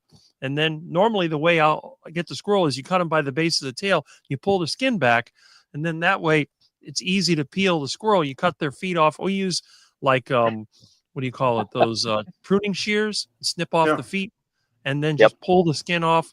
And then you gut out the squirrel, and you can cut Like it a in rabbit. pieces. Yeah, like a rabbit. And then what you can do, you can either make a stew out of it. I mean, a lot of people like the stew, and they might use vegetables. Okay, that's fine. But I like to do deep fried. So normally what I'll do after I cut up the squirrel pieces, then I'll sort of marinate them. I'll get either, some sour oranges or whatever. Another way to do it is to boil them. If you boil them a little bit first, it'll soften them up. And then you can go ahead, and if you want to put pork rinds on them, you can get some milk, or you can get some milk and eggs. You dip your pieces in there, and then you roll it through the pork rinds, flop them into your beef tallow, and fry them up. And within 15 minutes, you got the most delicious squirrel you've ever had. It's I got really a question. good. Yeah. I got a question. Because you said you deep fry them in beef tallow. Yeah. Now there are some fish that are the bones are small enough that you can eat just head to tail. You can eat the whole fish, and the bones will not get caught in your throat. Can you do that with the squirrel? Because I'm No. lazy. Well, the problem with the squirrel is that the bones are bigger. Okay. Fish bones generally are thinner, and the way that the fish is structured, fish they're not warm blooded, so their fat and everything is usually mixed with the meat. But with the squirrel, you try to fry them up. I mean, you're going to take the ribs out anyway. There are no fine bones in the mammals, so it's not really an issue. Okay. But yeah, fish definitely. I've done that too. You got like the little grunts and stuff, the little tiny fish. You can cut the head off and gut them out and just fry the whole thing, and it causes the bones to become brittle. We just gut them out and we fry the whole thing and just eat them, crunch them head to tail. Okay, that'll break. The head will break down too because, Yep. I mean, fish are cold blooded. The bones, they tend to be closer to the surface, and yeah, you can definitely do that. Okay, I'm gonna have to get me some squirrel then. Mm-hmm. So Rodney answered the question. He said his heart rate has been up, but PVCs are beginning to smooth out, and hopefully the pulse rate will also.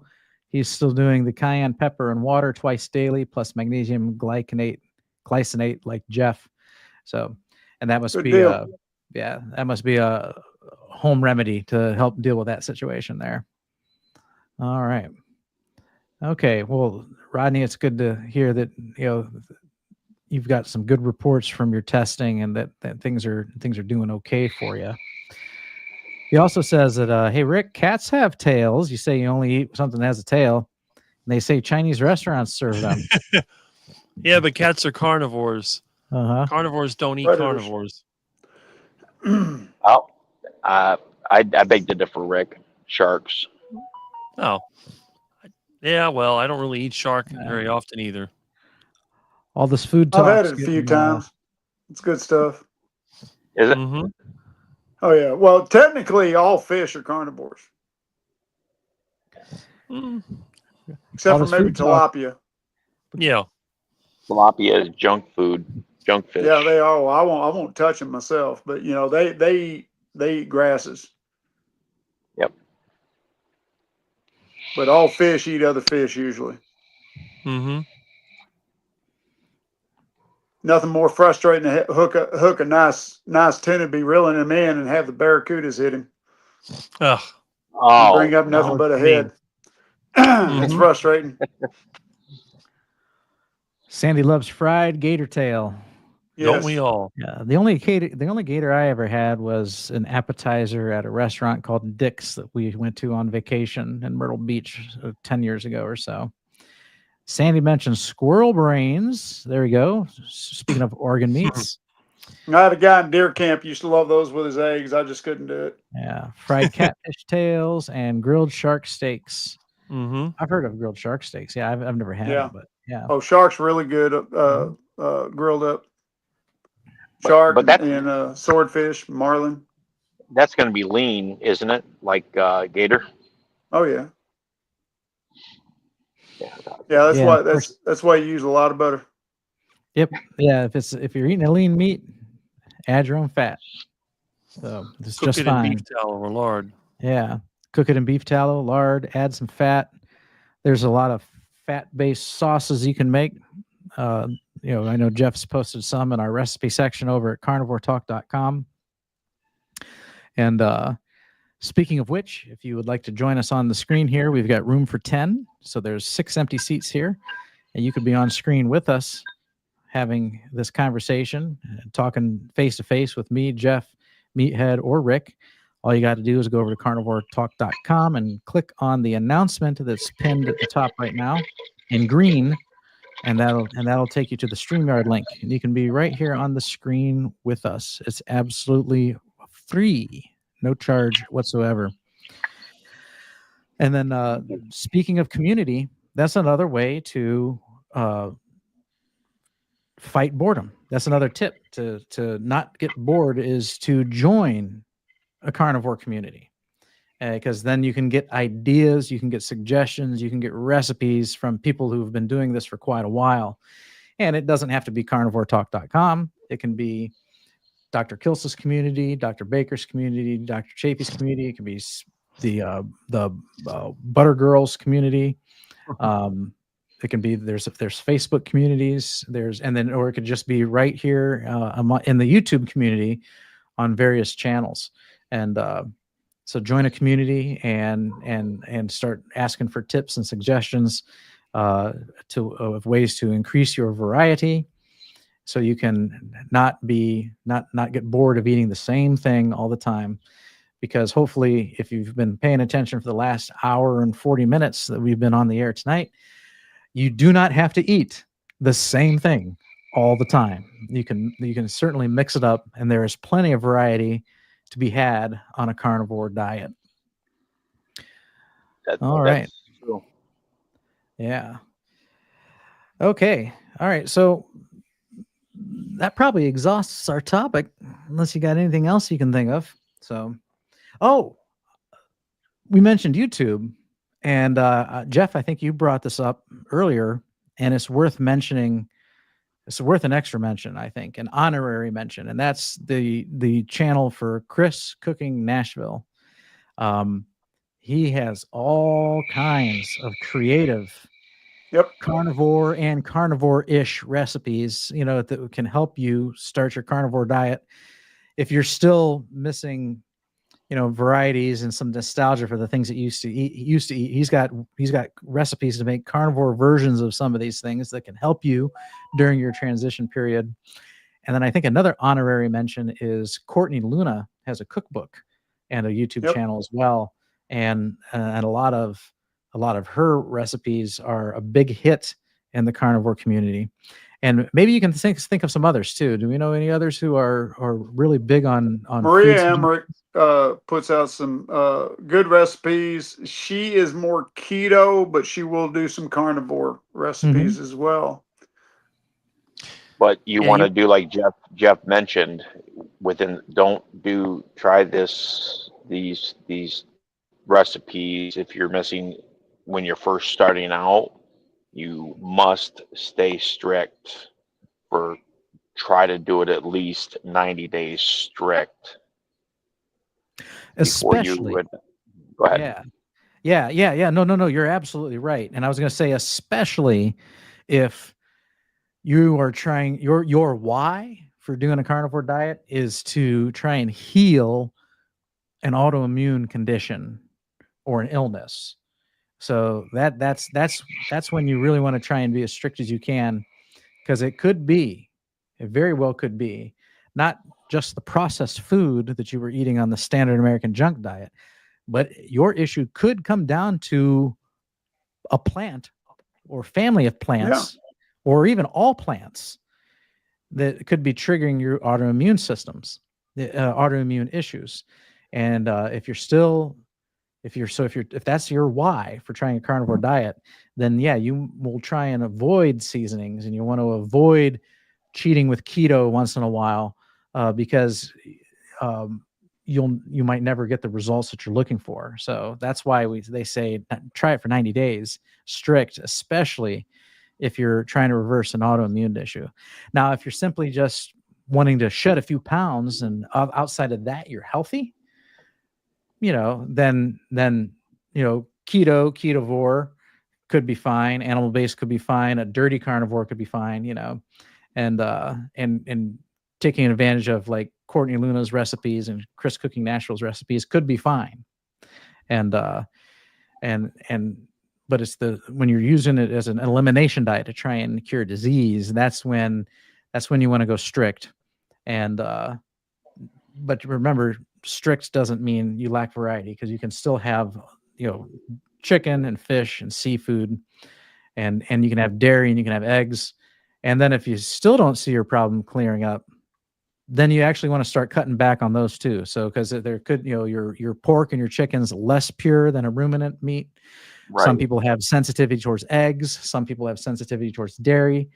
So if you find that your autoimmune condition is not healing in the way that you had hoped it would, then you might want to try a strict lion diet for 90 days, tighten that up and get real strict and see if that doesn't make a difference. Because there are reasons why those other carnivore friendly options could be triggering an issue too. So that's unique towards an individual, So Something else that, like, once you have gotten your journey, your carnivore journey, ketovore journey underway, 6 months to a year, and you need to add a variety. Something you could consider, as long as it's not triggering any autoimmune problems, and I don't foresee it would, but would be fermented, like kimchi, sauerkraut, and nattokinase. Mm-hmm. With fermented stuff like this has a lot of health benefits, a lot. They're supposed to add with the help aid with the gut bacteria, really help with digestion. Mm-hmm. That's what Yeah. helped my ex-vegan friend out a lot. Sauerkraut. I taught him Yeah. how to make it.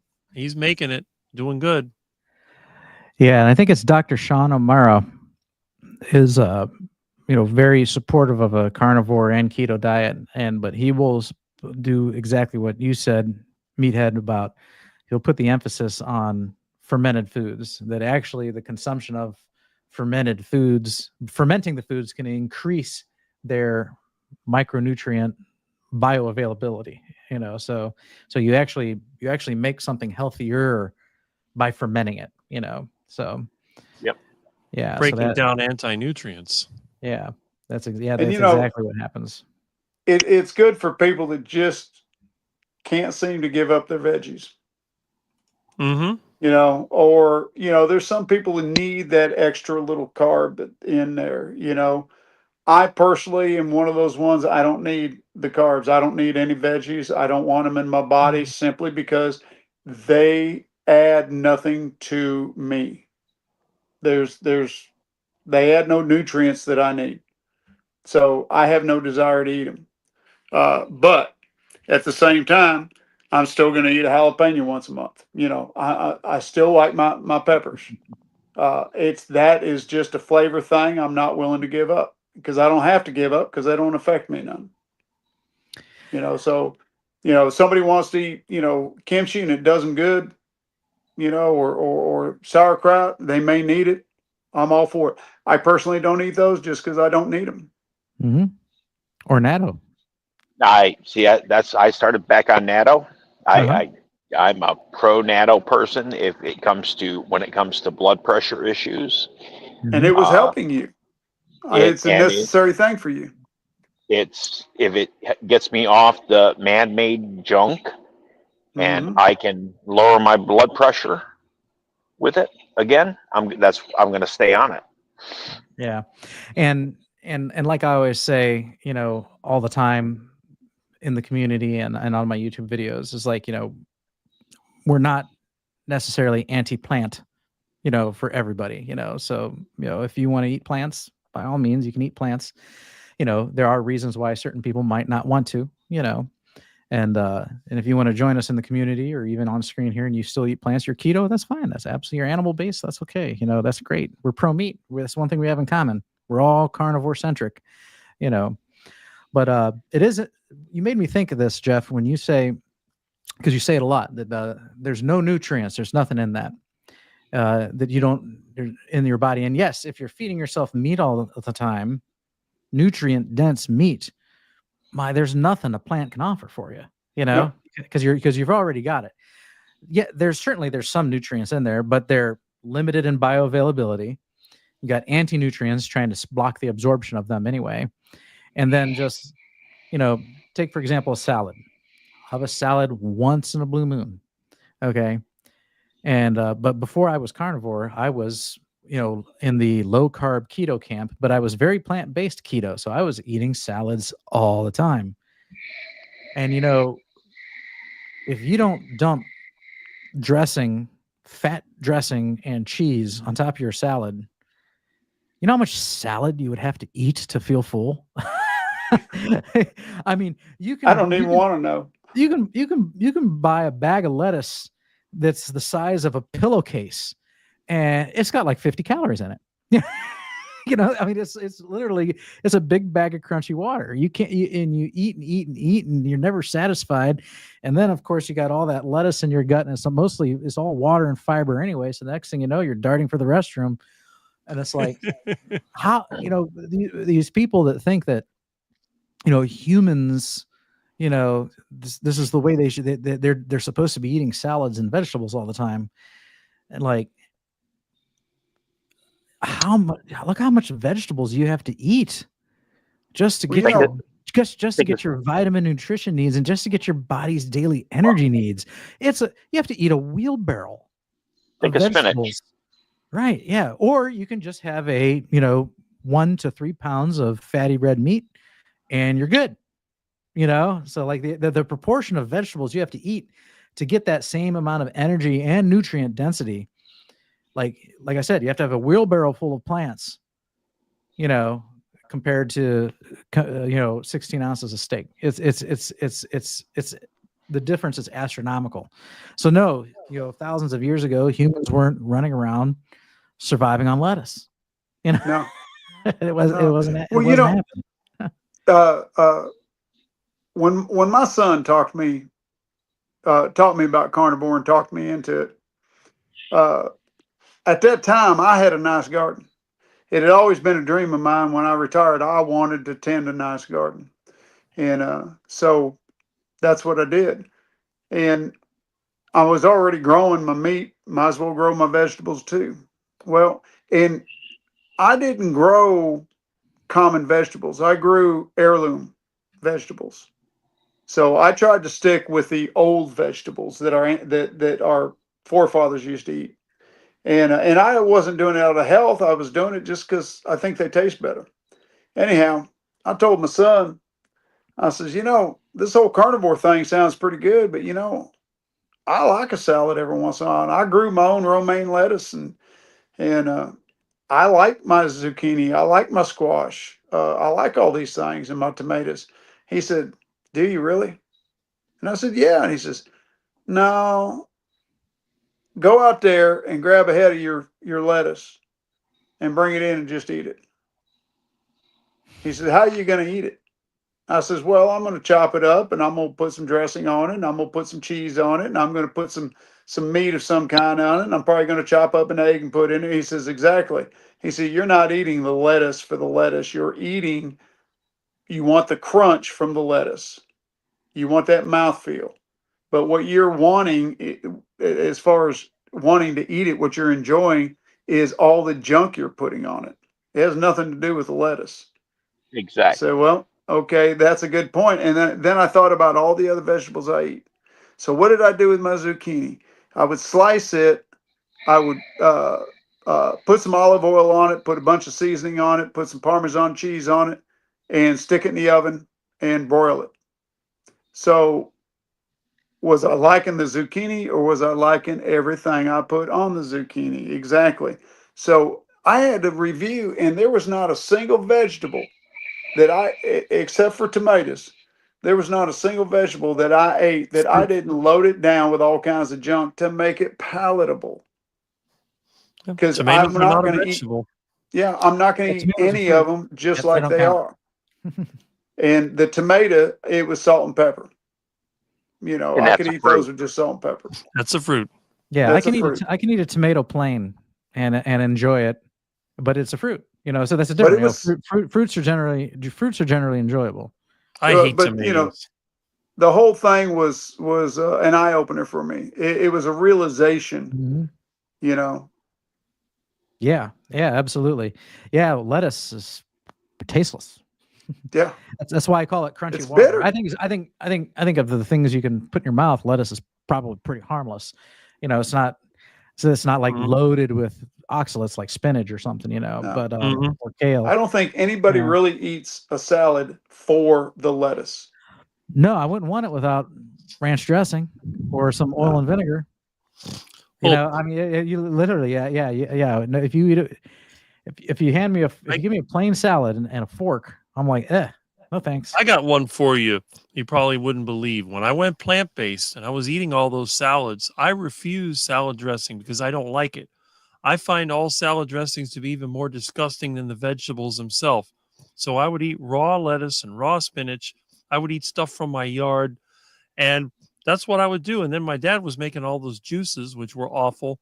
But I told him, I said, look, if I'm going to eat plant-based, I'm just going to eat the plants. I'm not putting all this stupid oil and all this other, because I hate olive oil. I can't stand the stuff, you know. And what would I put on it? I have to put lard on it. What's the sense? It's not plant-based. So it's like I told my dad, I said, I can't be plant-based and eat a salad, a regular salad. It's like tomatoes. I hate raw tomatoes. They make me throw up. They're awful. When I use tomatoes, what I do, I basically push them through a strainer and I boil them up and I use them to make a sauce. When I have my friends and we have like a meat stew or we make a pizza, we make one of Rick's pacemaker pizzas, which is completely free of plants except for the tomatoes. And I grow them little tiny Everglades tomatoes that grow wild. I get a bucket full of them and you basically just boil them up. And when they get soft, you push it through a strainer. That way, all the seeds and the skins and everything, you can throw them in the compost pile and you just use the center of it. And it's actually pretty good because when you're making a heart attack style pizza, which is deep fried, and they want tomato sauce, you put tomato sauce in there, but everything else is carnivore. I mean, the cheese is carnivore, the sausage is carnivore, the fish is carnivore if they want the anchovies. And of course, the crust, that's white meat, chicken, eggs, and cheese. So the whole thing's carnivore except for the tomatoes. And they don't bother me. I've eaten that sauce many times. I've made beef stew for my friends with that tomato sauce in it. Doesn't bother me one bit. I could eat it whenever I want, no problem. But if I eat a raw tomato, man, it tastes terrible. And then it'll give me diarrhea. So I don't know what it is, but I can eat other fruits. I can eat bananas, but I don't like the taste of ripe bananas. Mangoes are too sweet for me. I can eat those. Avocados I can't eat because they make me really violently sick. So, you know, there's just so many fruits I can't eat. I can't eat apples. They make me feel queasy. I don't like them. Pears are awful. And You're such a snowflake, Rick. all that stuff. But it tears me up. I think well, and Rick mentioned it earlier with the seed oils. You guys keep talking. I'll be back. Okay. Yep. A lot of people, especially when they've been clean for so long, and I've discovered it in my own self, we become very sensitive to the toxins and the poisons that everybody else has built up a tolerance to. You know, like for instance, I found that out, and I mentioned it before, where we love our deer chili. We love our chili, and I make a good deer chili, and my wife loves it. And I was about 6 months into carnivore, and she wanted some deer chili. And so I made some up, and I'm like, you know, let's see. I'm going to have one ladle, you know, a small bowl of it, and let's see how this affects me. I'm in experimental stage now. And I ate that first bowl, and oh my gosh, it just tasted so good to me. I really missed it. And so I had another small bowl, one ladle full, and I ate that. And my wife even warned me. She says, "Be careful." You know, and I didn't put any of the onions on it. I didn't put no cheese on it. I didn't even put any jalapenos in it. And I said, no, I'll be okay. It's kind of an experiment. We'll see what happens. And for the next 3 days, my stomach was upset. And now I don't know if it was the tomatoes that was in it or if it was the amount of chili pepper that was in it, chili powder.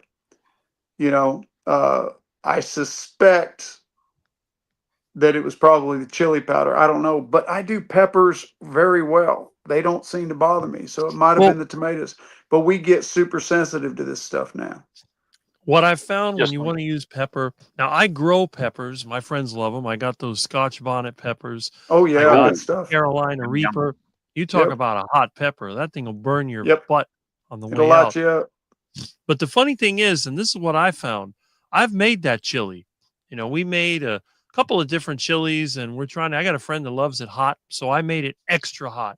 I mean, this thing, he had to get a fire extinguisher to put out his mouth. It was bad. And then he told me, you know, when it came out the other end, it was just as bad.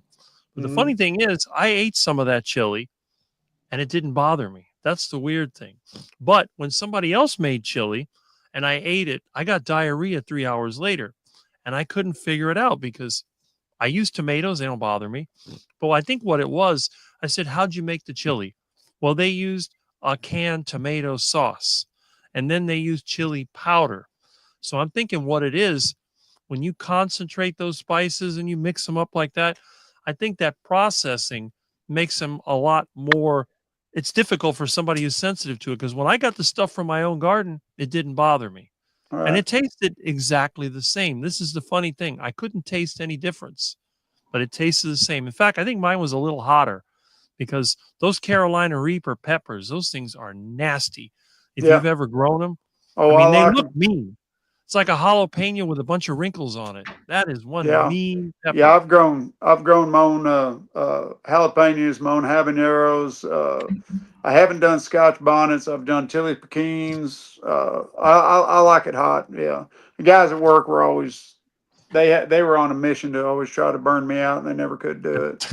That's like my Now friends. They want, yeah. I will admit I finally hit my limit though. I went to a place here in town called Boiling Cajun, and I got a nice big bowl. I got like 3 pounds of crawfish and a pound of shrimp, and they have, they can put a sauce in there, whatever you want, and they have, a heat scale on it from 0 to 10. And I said, well, I want a combination of your Cajun sauce and your garlic butter sauce. And I said, go ahead and give me the 10. And she says, are you sure about that? I said, yeah, I'm sure. I said, you ain't gonna hurt me. I said, I'll be all right. And I haven't been in a restaurant yet that's got anything hot enough to burn me out. Well, I will admit they hit my limit. They had me sucking wind. It was hot. And I think because I said what I said, they took that as a personal challenge. And the worst part of it is, so I'm sucking wind. I'm enjoying it though. I'm really liking it. It is extremely hot. And I mean, this is like, the Carolina Reaper challenge. And at one point, I went to open up one of them crawfish, and the juices splashed up into my eyes. Ooh, pepper spray. Oh my goodness. I was blind. I was blind. I had to go to the bathroom, and I'm stumbling down the hallway and trying to open my eyes, and I had to get in there, and it took me a while to flush my eyes out. That was miserable, but the food was great. But yeah, I like it hot. Speaking of like being conditioned and what I told Bob and Jeff a couple weeks ago that because I wanted to like try to reintroduce something that I liked into my diet, and there's this Japanese mayonnaise that's really clean. And so I had 2 or 3 burgers, and I put just a dab on each. And I know darn well the meat was good because I processed it myself, but it wasn't half an hour to an hour later, and that stuff affected me. And I know it was that because I ate it again the next day, and the same thing happened. And then I ate the meat without the mayo the 3rd day, and I was okay. So I can't take mayonnaise, but At least that I can eat mayonnaise. boiled eggs. I can eat boiled eggs. I can eat dairy. I can do, if I want to eat olive oil, I can eat olive oil. It's just weird. What was the base of the mayonnaise? Do you recall? Egg and avocado oil. It was avocado oil. Okay, yeah, I use an avocado oil mayonnaise too because it's it's not avocado oil, olive oil, coconut oil are not seed oils, so they're actually acceptable in the carnivore community. Rodney says lamb is very good and has many cuts to make it interesting. And he's cooking chops in the fryer right now for the missus. Cool. Yeah, so I've had a little lambs that look like little lamb T-bones. They're really tiny. Mm-hmm. And I've had obviously ground lamb and lamb ribs. So those are the options that you can get down at the store here. The only plant oil I can tolerate is coconut oil. Mm-hmm. That's it. Yeah. All righty. And Yeah, I use I've got some avocado oil, but I use it to season my cast iron skillet. That's Okay. Oh, yeah. all I use it for. If when I'm cooking, I'm either using butter, tallow, or lard, bacon fat. Can you believe I never seasoned my cast iron skillets? I never had to. You just cook in them. I just cook in them because I That's don't Well- cook that. I don't cook that high a temperature, Yeah. and I basically use beef tallow and lard for all my cooking. So When, there's never been a need to season it. The when I season mine is when I've cooked something in it that was just hard on it, and it wanted to stick. If I if I cook something and it left a lot of residue in it that won't scrape out, then I'm gonna have to steam it. And when I steam it, I come back and I'll put it back on the stovetop I under never heat. get residue. Yeah, I get some in mine. Just if I'm cooking a bunch, like, oh gosh, if I'm cooking a bunch of bacon or I'm cooking a bunch of burgers or something, I can get some residue in it, and I have to steam it out. Oh, okay. Guess what? I just found out that it's egg yolks and vinegar, but it's vegetable oil. That's yeah, There it. you go. That's it. Bingo. You're sensitive to it now. yeah, Yep. that's what I was thinking. That's what we're one. That's just what I was talking about before. We become sensitive to all those toxins, all those things that are bad. Everybody else has built up a tolerance to it, and we did too at our time. Well, except for Rick. never did. He's never been sad like we have. But yeah, you've built up a tolerance, and your body doesn't know that it's being affected by it. Yeah, and this probably I don't have an intolerance towards it, and probably because I still have it once in a while. So And I've never, I haven't removed it. I haven't removed it for like 12 months at a time. So it's like I've mentioned before. Yeah. If you drink a lot of alcohol every day, you build up a tolerance, and alcohol is a poison. And I'm not saying it doesn't have health benefits in some small degree, a moderate, tiny amount. There's supposedly reports that say that it does have benefits.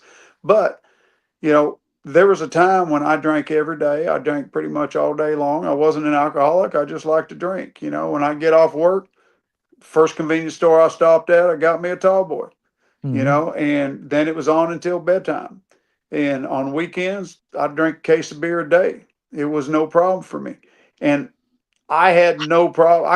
I could pass field sobriety test because I rarely actually got drunk. I just drank a lot. And I could slam a 6-pack down one after another and not feel the effects of it. Today, it's been so long since I've had alcohol and my body is so clean. If I was to have 3 beers, I'd be drunker than Cooter Brown. There's no way I could handle it because my body is clean now, and I would become more sensitive to it. And our plant toxins are the same way. We become more sensitive to them when we've been clean for so long. Yep. Yeah. So there you go. Vegetable oil, probably soybean oil. That's common in most mayonnaises these days. Gag. Yeah. And soybean, in my opinion, is the worst. Yeah. Rodney says that sometimes he has an avocado as a high fat veggie. Avocado is pretty benign. Yeah. I don't think there's anything wrong with that. I'll get an avocado once in a while if we go out for I went out for Mexican last night. My wife and I met with my mom and dad, and I had the same plate I usually get. It's basically shrimp, steak, chicken. And but then on my mom's dish came with sour cream and guacamole. And I went ahead and took the sour cream and guacamole to jazz up my meats, which were pretty plain and rather dry, actually. So yeah, there's nothing wrong with a little avocado now and then. I think there's something wrong with avocado just because they're nasty. I can't stand them things. Yeah, They're just flat and nasty. People either love them or hate them. There's no in between. They're horrible. I hate them. My wife loves them, but I don't. If you are not allergic to, or you're not on a health journey for carnivore, and you're looking for good electrolytes, young coconuts drinking the water is the perfect natural electrolyte. Mm-hmm. Coconut water is good. It's got to be young coconut, not mature. Uh-huh. Oh, that I didn't Sure, it know. tastes bad. Yeah. Sandy says she was always starving on the standard American diet, and she gets so full eating carnivore now. And yeah, that's true. I was always munching. I could have breakfast, and then halfway through the day, I needed to stop at a convenience store, get another snack. Lunchtime, I was constantly eating, never satisfied. Well, earlier Rick brought up how much he can eat at one time, and it kind of reminded me that in the beginning of carnivore, I ate very calorie restricted just because I wasn't hungry, so I didn't eat as much. And when about a year into carnivore, I decided to track what I was eating just to see if I was getting enough food, and it turned out I was not eating as much as I should have. But the thing I noticed is the longer I go on carnivore, when I got fully adapted, got down to 160 pounds, my appetite increased. And it increased because it needed more energy. It needed more fat. And so my appetite naturally just increased to accommodate it. And so for me, yeah, I want about 2 pounds of meat. And I may only get a pound and a half. Today I didn't get much. I only had 6 eggs and I think 6 slices of bacon and some cheese when I made a couple omelets, and that's all I've had today. So I underate today. But like for Father's Day, I killed the 26-ounce ribeye. I mean, just flat killed that thing. Oh, it was so good, and I wanted more. That 26 ounces was just not enough. I wanted more. My body wanted more. It needs that energy now because it's not drawing on as much fat stores anymore like it used to. Mm-hmm. Yeah, no. If you're obese and you start this carnivore diet, I heard Dr. Barry say one time, it's basically you're carrying around with you 24/7 a big vat of tallow, and you might not be hungry because you've got all this tallow on you that's at the ready. And so you find that you can go long periods of time. Fasting's easy for you. It's easy to do OMAD. It's easy to do extended fasting. It's easy to do intermittent fasting. But then as the weight falls off you and you get to become more leaner, then you find yourself getting hungry more often and fasting to be more difficult. And that's because you've got less of that fat on you in your reserves, and so you find yourself you find it a little more difficult. You actually have to kind of put your mind towards it. So Sandy asks, do you guys drink coffee? I know Rick doesn't. So I do not. 2 cups a day. I don't. Yep. I don't drink coffee. Actually, I used to drink coffee like there was no tomorrow. I used to drink a pot a day. And I started when I was about 21.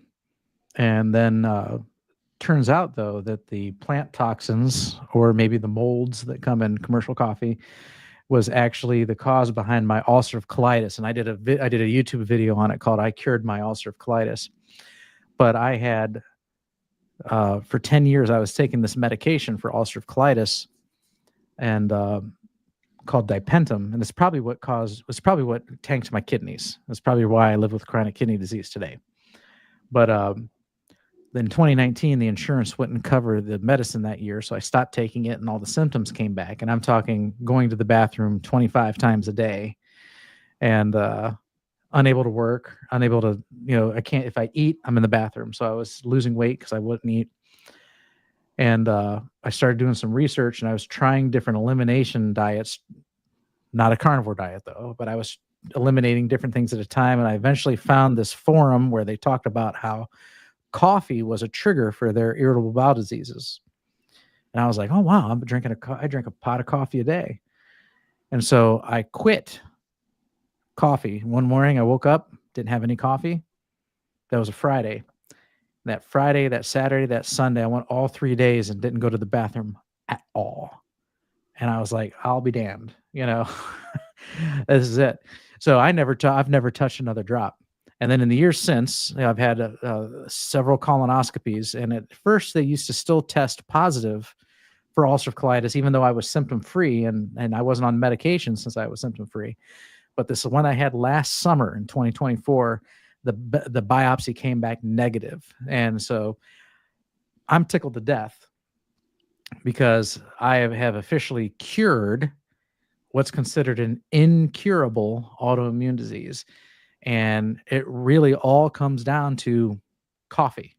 And had I discovered the carnivore diet prior to that, maybe I would have gotten these results quicker. And I actually think the carnivore diet gets the credit for me now testing negative. I think eliminating coffee was a big source of my toxins and my issues. But then I think once I added the carnivore diet in 2023, I think that really cleaned the rest of it up. And that's why I'm testing negative now. So I'll never touch coffee again. No. Yeah. Now you used to drink coffee, I think, when we first met, didn't you, Jeff? Yeah. Yeah. Yeah. When I first started carnivore, I drank coffee. I was a 3 cup a day drinker, and I just lost my taste for it. I can't explain it. I thought, I always had to have that caffeine to get going in the morning, and it was a ritual for me, probably more than anything else. But I just lost my taste for it. But I didn't want to give up the caffeine, so I switched to tea. And I did I did, a lot of the English teas, Earl Grey, and some of the others. And then I switched to yerba mate and tried that. I was on that for about a year.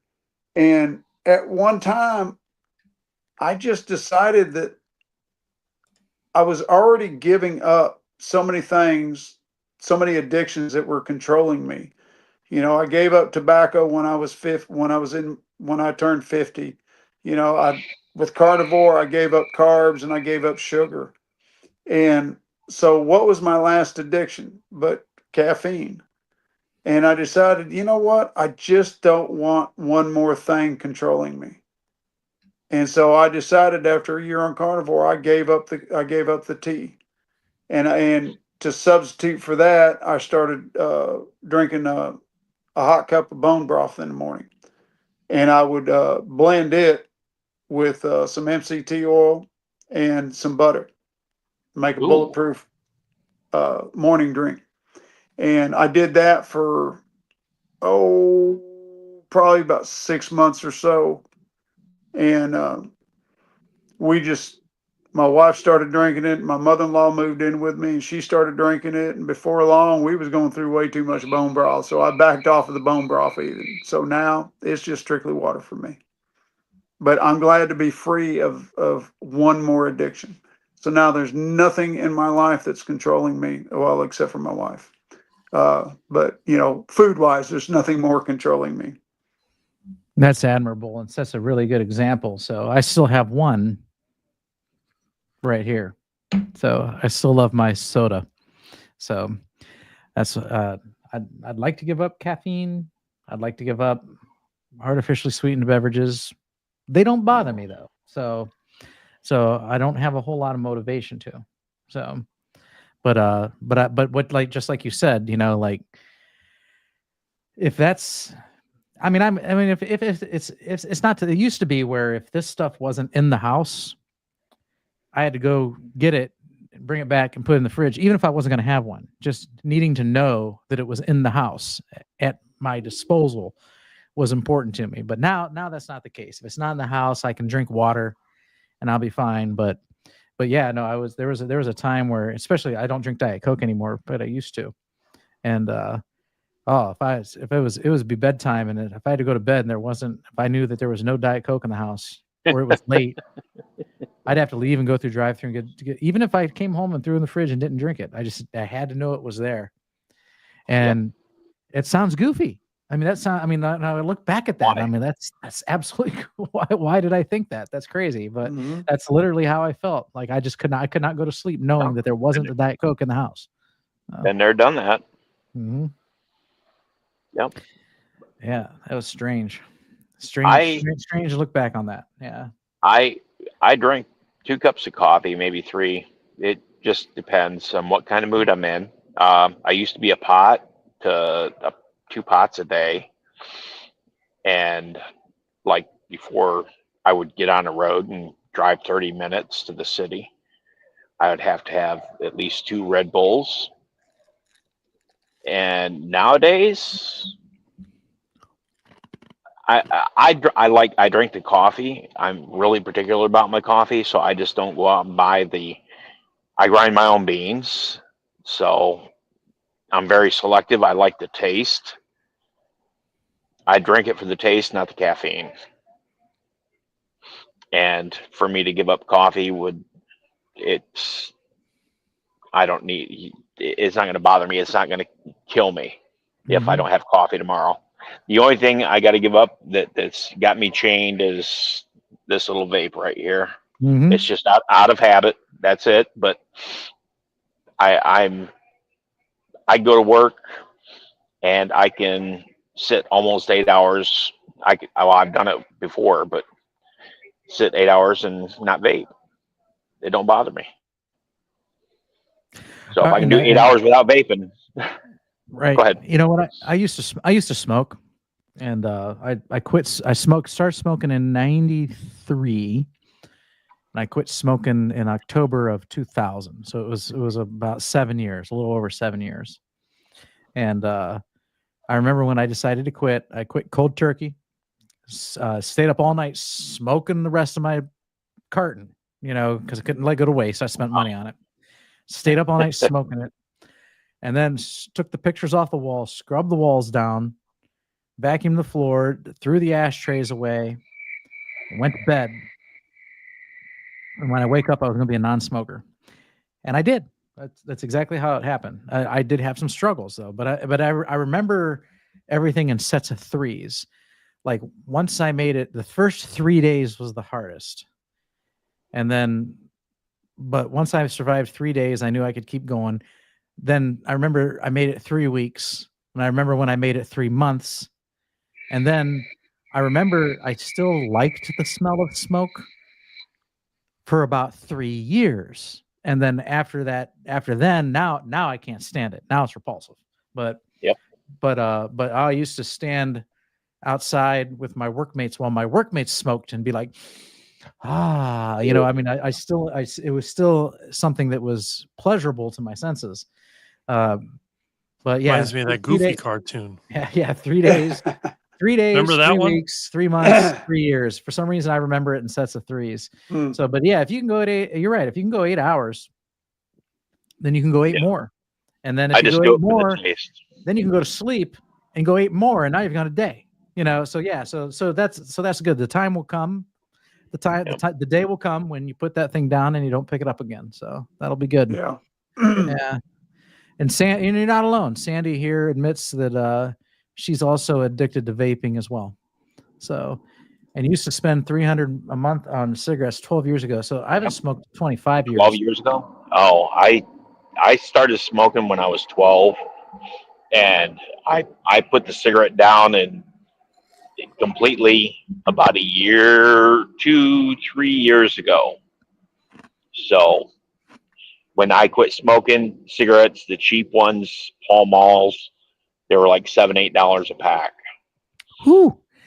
I remember in '99, I am y'all young. 2000, when I quit, I was smoking Cool Miles in a box, or Marlboro Mediums, or sometimes Camel Wides. Those were all premium brands. But the premium brand, I worked at a gas station, and the premium brands, they went over $3. All of a sudden, they were selling for $3.25 a pack, and that was my limit. I was like, nope. And I tried to go to basics, which were like $1.99. That was back in 2000. I look at prices now. When I go to the gas station now and I look how much it costs for a pack of cigarettes, I'm like, wow. I mean, talk about throwing your money away. Yeah. I think when I quit, cigarettes might have been 50 cents or maybe 75 cents a pack. I don't think they were $1 yet. They might have been, I'm not sure, but I started when I was 15, and it was peer pressure that got me working on motorcycles in a buddy of mine's garage, and he offered me a cigarette, and I said no, thank you. And he says, "What, are you scared?" I said, "I ain't scared of nothing." Yeah, well, that was stupid, and so I started smoking Marlboros back then, but I quit in '79 when I was getting out of the Army because I developed bronchitis because of it, and so I knew they were hurting me, and once I realized they were hurting me, I quit. But with that being said, it was easy for me to quit because I also dipped snuff. I dipped Copenhagen. I'd been doing that since I was, I think, I don't know, 13, 14, 15, something like that. So I did both at the same time. I did Copenhagen and Marlboros. So quitting the smokes was easy, but quitting the Copenhagen was tough. And I quit it twice, and that second time I quit, I ain't never going back to it. I'll never touch it again. And going back to our coffee conversation, Rodney says that caffeine makes his heart palpitations worse. So, and that's probably one of the things that helped me with my heart was quitting the coffee. yeah. And I didn't quit it because of my heart condition. I just quit it because I didn't want it anymore. Yep. But that's probably one of the things that helped heal my heart. And sometimes I think about, like, I say that it doesn't bother me, but in the back of my mind I think, you know what, it maybe that's hindering the speed in which my kidneys are trying to recover is the beverages that I drink, so. And because I drink a lot of them, so I put my kidneys through a lot of use. And then you got the ingredients in here. It's also a list of things you can't pronounce. And then the caffeine too. So the caffeine, your body's got to excrete the caffeine. It's got to work to excrete the caffeine as well. So yeah, I might even be better off if I just try and make my own. And I bought a soda maker too, so I can put my own bubbles in water. And I've thought about, they make these lemon packets you can get from Amazon, and you can dump that in there just to give you a little lemon flavor. And I could probably use a sweetener that's a little more friendly than like, this is obviously aspartame and acylsulfame K. That's not even good. Right. Yeah. So I could probably sweeten it with stevia and a little lemon packet and make my own fizzy beverage. And, lemon extract. Yeah. Yeah, exactly. Lisa says, good night. So her bed's calling her name. Good night, Lisa. Sorry. Yes, thanks for joining us tonight. And you know what? We run for about 2 to 2.5 hours. So we're about to bring this thing to a close and go to bed ourselves, because I feel my eyes are getting heavy as well. Sandy. Yeah, it's that time. Night. Yep, it's about that time. Rodney said, as a youth, he would smoke anything that would light. Don't try paper towels. That's funny. 55 cents a pack when he quit, and he thought that was high. If God wanted us to smoke, he would have made us with a chimney on our head. I started when they were like 85 cents a pack. But I started, I tried cigarettes when I was like, I don't know, 6 or 7 years old, because my dad he'd be outside working on the car. And, as a kid, you'd be out there seeing what they're doing. He'd tell us kids, just hey, go in the house, light me a cigarette, would you? And we just go in there, take a cigarette out of his pack, and we'd light it right in the house and take it out to him after we puffed on it a couple times. Well, I'll tell you what, I have such an aversion to that smoke now. That I can be riding down the highway on my motorcycle, and somebody can be smoking up in front of me, and I know it. Mm-hmm. I can smell that smoke on the wind. Mm-hmm. Yeah, and it's me. Let's see here. I'm looking for something here for Rodney here. So hold on. But he mentions about having the chimney on our head, and it made me think about, a lot of people, they now, not a lot of, I'll take that back. Not a lot of people, because these aren't very bright people, but some people will say that, what they're smoking is natural. Okay. There's people that like to smoke marijuana. Well, it's natural. There's people that like to roll their own tobacco, or they buy American spirits and they say that this is clean, and, no, it's not. We weren't designed, just like you said, we weren't designed to inhale smoke. I mean, like, of any kind. If something burns, if you're having a fire and the smoke blows in your face, it repulses you and you move out of the way. If you're in a burning house and you're getting smoked out, you run for cover. So why would you put the stuff in your mouth, light it, and inhale the smoke on purpose? It doesn't make any sense. No. And you also make a reference to God, and I do not, I'm a religious person, and you also know from some of our Zoom calls that I don't like to talk about religion too much on these streams. But when I quit, the reason I quit was because at 2 Corinthians 7:1 says that we should cleanse ourselves of every defilement of flesh and spirit. And I thought, well, what does a cigarette do? It defiles your flesh, And so I was like, so when I read that, I was like, wow, I have to quit smoking, because when I read this, and that's the admonition, is to keep ourselves clean of things that might defile our flesh, then smoking's got to go. So smoking is something that is not approved biblically. That's the way I interpreted it. And so that is exactly the reason why I quit. And that's why I was committed to quitting. So prior to reading that, I had entertained the idea of quitting, and I tried, substituting Jolly Ranchers and, sucking on candies or chewing gum, but I really didn't want to quit. But once I read that, then for the first time I wanted to quit. And then because I actually wanted to quit, I was able to quit cold turkey. So they actually have organic cigarettes now. Well, where'd my mouse go? Yeah, they actually have. You forgot to put the organic in quotes. Yeah.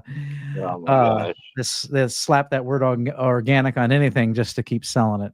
Well, like I've heard Chafee say on more than one occasion, when somebody starts talking about, well, this is natural, this was made by God, whatever. Poison Yeah, ivy. well, so is arsenic, and we don't want to eat that either. Yeah. Arsenic Poison is ivy. perfectly natural. So is Poison ivy. manchineal. Speaking of poison ivy, did you know that the cashews and mangoes are related to poison ivy? No, Yes. it's not. Yep. I've mentioned that many Mangoes times in and my cashews videos. will have a measure of urushiol in it, which is also the chemical that a lot of people are allergic to that makes them itch. It's actually in the mango and in the cashew. Are you Yeah. familiar with the poisonwood tree? I am not. Mm-mm. It grows here in Florida. I have one in my front yard. I made a video about 4 years ago, and it's like poison ivy in a tree form. Same chemical. And also cashews, and there's another fruit in the cashew family that has that, and mangoes, but only the green mangoes. The mango inside doesn't have any of that oil. So once it's ripe, it's safe to eat. But the leaves and the stems, they have that oil. And that's interesting, because that's something that we can apply to a lot of edible fruits, is that when they're not ripe, the toxins are in them. But when they ripen, the plant actually withdraws the toxins from them, because now it wants you to eat it. Hi. So you can take its seed, disperse it somewhere so it can propagate. So that's why on a carnivore or animal-based diet, roots, leaves, stems, and seeds are shunned because of the toxins in them. But some versions of a carnivore or animal-based diet, fruits are tolerated because there's no toxins or less toxins in those. They're more benign. That's right. And here's your puppy dog. Yeah, this came all the way from Malaysia. Oh, nice. Yeah. All right. Mine's laying in the hallway over here. I'm not going to disturb her, though, because then she'll want me to let her out. So. All right. But Well, actually, it's time to let her out anyway. So it's after 10:30. So Oh, that's a good stopping time for me. Agreed. bye. See you. All Bye right. bye. So Bye-bye. bye-bye. It was Yeah. nice having everybody in the chat. If you once I end the live stream, if you want to stay on and talk some more, that's fine. I'll stay on for a little bit. But again, thank you for watching. If you've made it this long, according to the screen here, well, according to my YouTube, I have 12 people still here, but StreamYard says I have 10. That's interesting. Usually StreamYard will show more because it's counting Twitter and Facebook as well. But so that interesting discrepancy. But if you made it this far, thank you for riding this whole time with us and participating in the chat. We love interacting with you, and we love interacting with each other. And you know what? We'd love to have you on screen with us too. So remember that you too could be on screen. I can have 10 people here. And tonight we had 4. Last week we had 6. And there's room for 10. And if you would like to join us on screen, you can do it from your phone. You can do it from your laptop or PC. You can get the link either by joining this channel, but better yet, go over to carnivoretalk.com because that is free. And you can register for an account there. And that's where we spend the rest of the week answering questions about carnivore and enjoying good association with one another outside of this live stream here. So go over to carnivoretalk.com, register for an account, and then you can find the StreamYard link pinned to the top of the page. And you can join us here next Monday. And in the meantime, you can join us in the community, and we can talk about what our theme for next Monday will be. But again, thank you for joining, and thank you to Rick and to Jeff and to Meathead for making this a very enjoyable 2.5 hours. And I look forward to seeing you throughout the week and doing this again next Monday night. So that's it, everybody. Good night. We'll see you later. Good night, y'all. Good night.